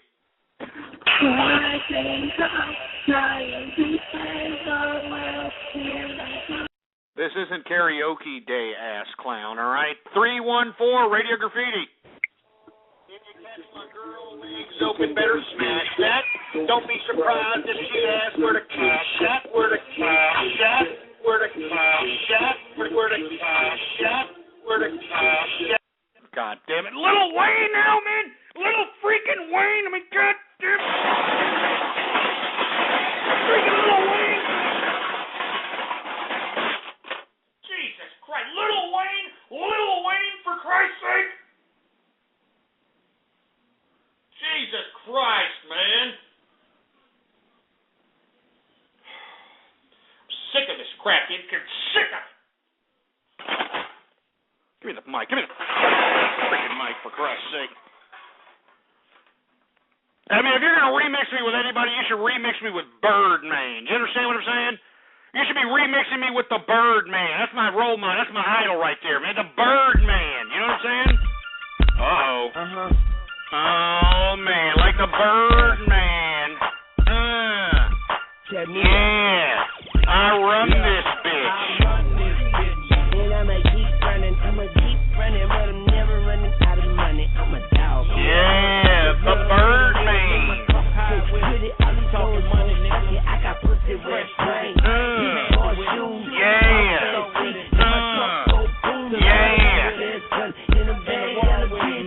And it looks like I'ma die like this. Cause we be stunting on these bitches, get money on the bitches, 250 on the wrist, nigga. We beat the illest. We beat the realest. We beat niggas. Uptown soldiers got my mega to steal it. Shining like a diamond from a eagle. Yeah. Birds on the wire, 100 deep, and we chillin'. Bang on. Got that game out the NOLA. Anyway, that's a badass song. Anyway, where the hell was I at? 707 Radio Graffiti. Hello. Yeah, goodbye. We got 716 Radio Graffiti. Ghost, aren't you excited for Ultimate Marvel vs. Capcom 3? What? Ultimate Marvel vs. Capcom 3. I can't understand you, you lispy little bastard. Why don't you go to a goddamn speech impediment specialist so I can understand what the hell you're talking out of your damn suckhole? 313 Radio Graffiti. Come and talk to me. I really wanna meet you. Can I talk to you? I really wanna know ya.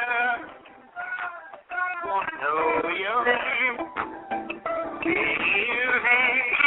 look so beautiful. You really turn me on. I mean, goddamn it, Jodeci now? Jodeci, for Christ's sake. I mean, damn it. Freaking Jodeci, man. Freaking Jodeci remix. I mean, God damn it. I'm just tired. I'm just tired, man. I got Jesus Christ. All right, look, give me the mic. Give me the freaking mic. Look, I'm only gonna do a couple of more. All right, I'm only gonna do a couple of more Radio Graffitis, and it better be what the crap. 678 Radio Graffiti. Fuck you, Tim. I couldn't even understand you with your cheap-ass phone. 712 Radio Graffiti.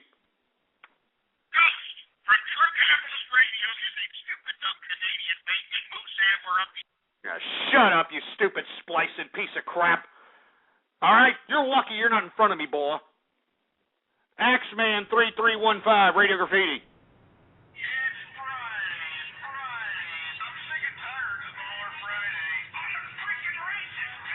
Jesus Christ. Rebecca Black? Look, I mean, you idiots are really starting to piss me off. I mean, at first it was Inspector Gadget, all right? I mean, how many remakes? I even lost track. I mean, I got a Jodeci in there. I mean, you got a freaking, Jesus Christ. I mean, that Inspector Gadget one, that really pissed me off. You understand what I'm saying? Inspector Hambone or whatever the hell it was, that really pissed me off. Whoever the hell did that, you're on my shit list. You better hope that shit doesn't get on goddamn YouTube because you're on my shit list. That better not have been you, Husky, you fat bastard. 503 Radio Graffiti. Let me tell y'all now, I'm a cutie mark to say what you can't stop calling me. Shut up. 952 Radio Graffiti. Objection! You claim not to be a racist, and yet you accuse Astro of eating nothing but beans and cheese. Take that! What say you now? That's no lulls whatsoever. I mean, Jesus Christ. Can we get a major fail on that stupid asshole, please, engineer? Jesus Christ. I mean, major fail. I mean, give me a freaking break. Horrible. 412 Radio Graffiti. 99ers, I love you. Jesus Christ. Take about 10 steps away from my asshole with all this goddamn fruit bowl crap. Jesus Christ, 269, Radio Graffiti. You, me, Alex Jones, in the bathroom. Now. Oh, my God. You got no daddy, do you? Nope. Of course not. Of course not. Everybody hear that? Huh? You can tell in their over-feminized voices, for Christ's sake. They're fruits. I mean, they're smelling up the whole broadcast like butt crack. They're so goddamn fruity. Jesus Christ. Jesus Christ. 949 Radio Graffiti. Hey, I can tell you're getting a lot of crack callers today. Sorry about Yeah, you're that. goddamn right, and you're one of them, too, there, you scumbag, all right? Jesus Christ. 702 Radio Graffiti, all right? Ron Paul 2012, Ron Paul 2012, Ron Paul 2012. Oh, here we go. The Ron Paulites. Oh, Jesus Christ, exactly what I need. These Ron Paul idiots, huh? Jesus Christ with Ron Paul. I'm sick and tired of hearing his voice, for Christ's sake. I'm sick and tired of that whiny prick. Well, you know, the American dollar is just going out there. It's not nothing. Shut up! Shut your stupid hole, Ron Paul. Go fix a broken pussy. Jesus Christ. Well, you don't understand. The American dollar is just going to go out there and just shut up. 336 Radio Graffiti. He's so bad. They call him boss. He's the boss. Boss nigga. You stupid cracker. You're lucky you're not in the goddamn hood saying that crap, boy. Exara Hawks, Radio Graffiti.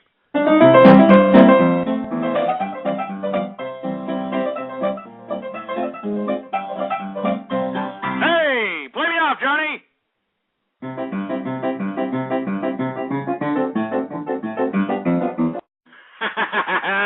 Anyway, that's the Exara Hawks, man. Pretty good pianist. Pretty good pianist.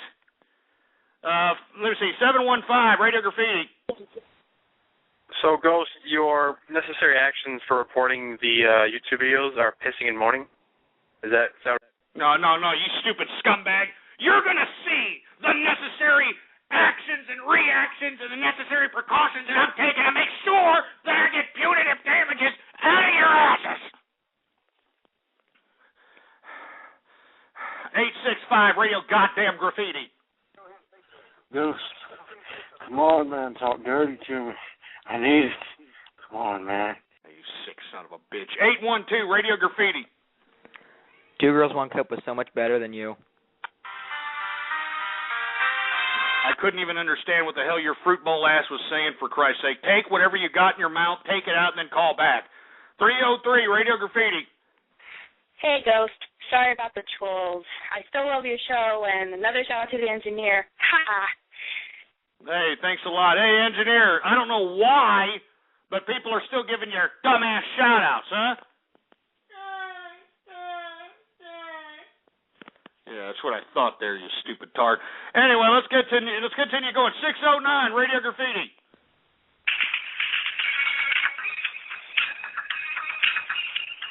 Come up with a brand new memes and impress me, you unoriginal fruit bowl.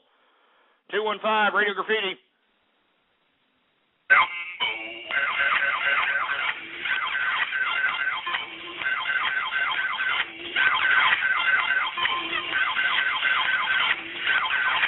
You goddamn son of a bitches! I'm not a freaking ham-bone! Damn it!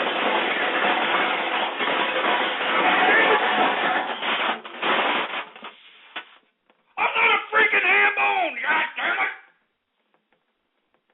I'm not a freaking ham-bone! Stupid scumbags, man! Give me the goddamn mic. Freaking mic, for Christ's sake. I don't know how many times I gotta tell you, sons of bitches, all right? I'm not a freaking ham bone. Scumbags. Stupid assholes. 810, Radio Graffiti. Just want to let you know, brother, I'm on the sugar train. Okay, good for you. I'm very proud of you, all right? Who else? We got 239, Radio Graffiti.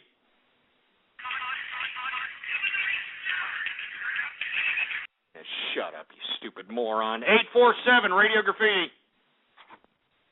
Herman Cain is in the Illuminati. Do not forget it. Shut up, you stupid foreigner. 478, Radio Graffiti. Ghost, baby, I'm pissed off. I've been on hold for 3 hours. You wasting my fucking government cell phone minutes. Ghost, why you ignoring me, baby? Hey, well, yeah, wait a minute. Huh? What the hell are you talking about? I'm wasting your goddamn government cell phone minutes. Who cares if you're wasting cell phone minutes? I paid for them, asshole. I paid for them. What the hell are you sitting over here trying to wave your finger in my face? And stop choking that kid. Stop choking that goddamn kid, for Christ's sake. I called up today with the intention of having a lighthearted conversation with you, but since I just got out of jail and I've been on hold for 3 hours, I got a bone to pick with you, Ghost.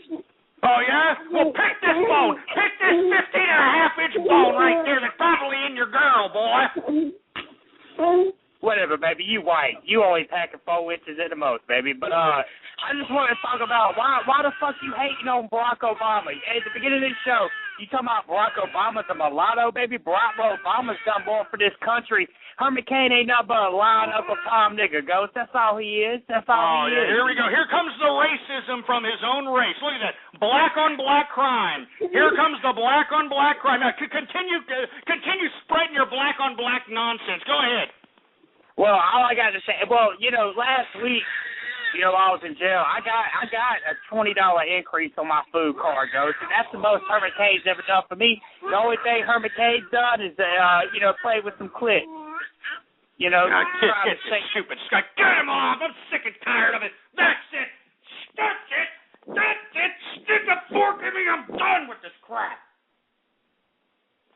I mean, do you see these dumb scumbags, for Christ's sake? I mean, do you see what I have to put up with on a consistent basis, for Christ's sake? Let me tell you something. This goddamn Blog Talk Radio doesn't pay me enough for this crap, all right? Doesn't pay me enough, so I don't know when I'm going to do another broadcast. I'm going to be completely honest with you, all right? Let me shut down the chat room. Implement chat room martial law right now. Let me tell you something. I don't know when I'm going to do another show. But if you want to get the first dibs on when I'm going to do a show, you need to follow me on Twitter. And there's the Twitter name right there on the screen, Ghost Politics. All one word, no underscores, all right? Ghost Politics. All right, I may or may not do a show tomorrow. I may or may not do a show on Wednesday. I may or may not do a show this week. All right? But if you follow me on Twitter, you'll be the first to know, my God. You're going to be the first to know right here. Ghost Politics. Anyway, folks, I usually broadcast between the hours of 4 to 7 p.m. Central Standard Time, Monday through Friday. Make sure to follow me on Twitter and make sure to go to the archives of every show I've ever done at blogtalkradio.com/ghost. Anyway, folks, thanks for everybody in the live section for listening in. Thank you very much. I appreciate it, baby. Anyway, folks, we are now into the after show area of the show. Right now, we have discontinued the live broadcast. We are no longer broadcasting live. But once again, I don't know when I'm going to conduct another broadcast. So once again, Follow me on Twitter, Ghost Politics. All right, so it's the fastest way to figure out if I'm going to conduct another broadcast.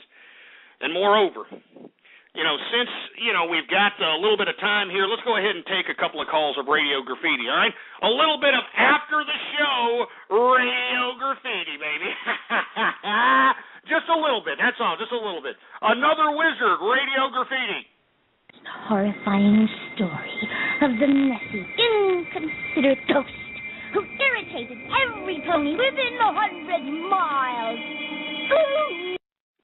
Shut up, you stupid freaking brony asshole. 315 Radio Graffiti. Twilight Sparkle is best pony. Yeah, shove your pony head up your damn clogged up pooper. 111 Radio Graffiti. Hey. Yeah, you're taking too long. Shut up. We got PJC 2.0 Radio Graffiti. Barbara Streisand. Un-Jewish, fruity-ass, fruit bowl gay bastard that's taking in the pooper. We should be able to have oral copulation between two men across the street from an elementary. Shut up, you stupid idiot. 720 Radio Graffiti. Now, you're taking too loud. Alpha Unit Radio Graffiti. Hey, what's your favorite pony? Is it Applejack? Shut up. All right. 580 Radio Graffiti.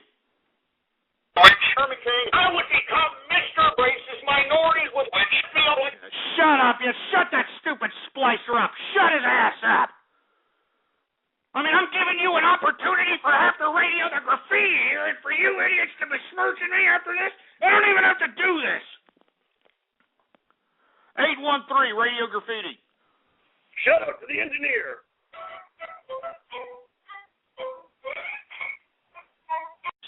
Stupid goof.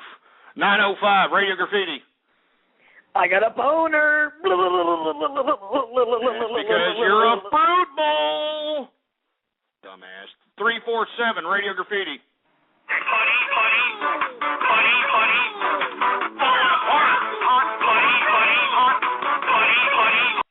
Yeah, great. There's putty. Yeah, that's what we want to hear. You stupid idiot. 502 Radio Graffiti.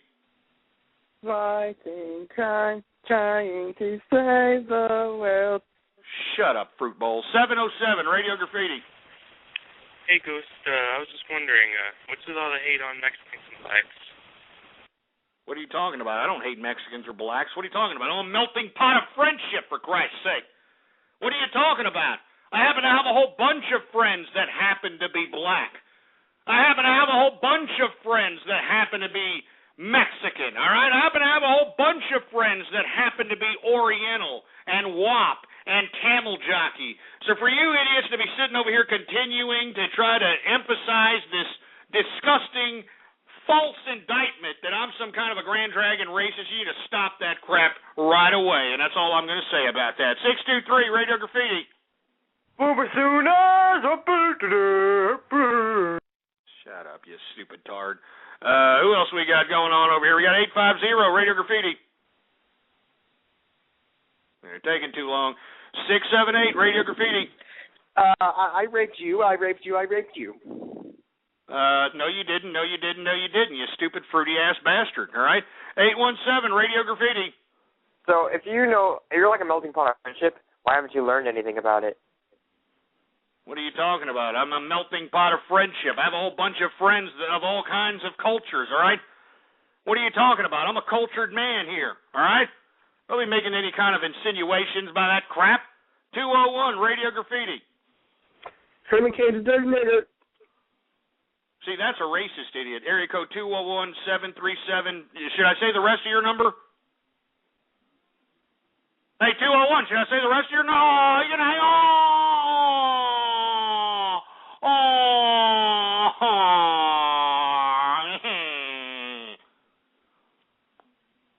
Stupid idiots. 412 Radio Graffiti. Hi. Stupid idiots, man. I'm telling you, you're getting on my freaking nerves, all of you. 269 Radio Graffiti. Hey. Yeah, B. Your mother's Bruce Lee. T-Boz Radio Graffiti. Winter wrap-up, let's finish our hot. Stupid dumbass bronies, for Christ's sake. Who else we got? 308 Radio Graffiti.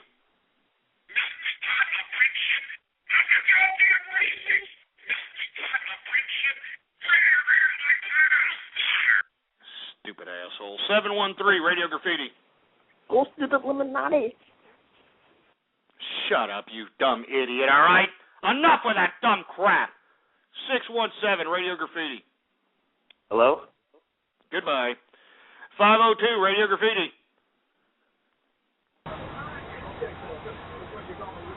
We can't even hear you, you idiot. 863, Radio Graffiti.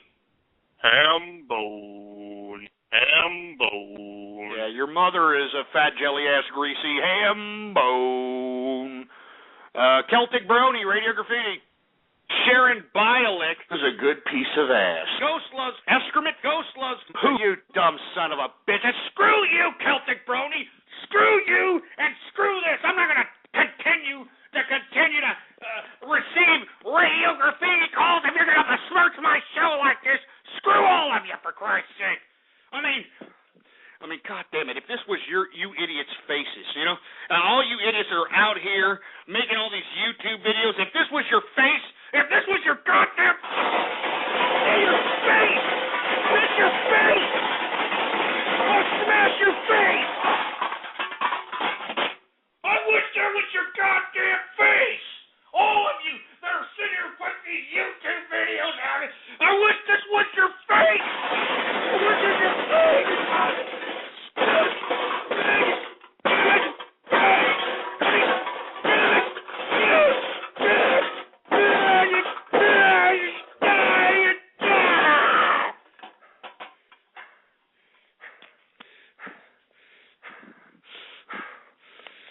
I'm sick of all you troll terrorists, and believe me, I've got my radar on every one of you scumbags. And you think that you're getting off scot-free. All you idiots that are going out there doing those YouTube videos and doing all these disgusting, ridiculous remixes, if you think that you're going to get off scot-free, you got another thing coming, bitch. I'm getting the hell out of here. Get me out of here, engineer. I'm not going to sit here and continue to do a show. You people won't be lucky if I do another broadcast this week or any other week. What are you doing, engineer? Get me out of here, engineer. What are you doing? Well, get me out of here, goddammit. You've been listening to True Capitalist Radio. The thoughts, views, ideas, comments, and opinions of the host of this show are absolutely his. Catch more live episodes Monday through Friday from 3:30 to 6:30 Central, or check out archive shows at blogtalkradio.com. True Capitalist Radio. That's it. That isn't just the sound of the all-new 2016 Mercedes-Benz GLC being put through its paces.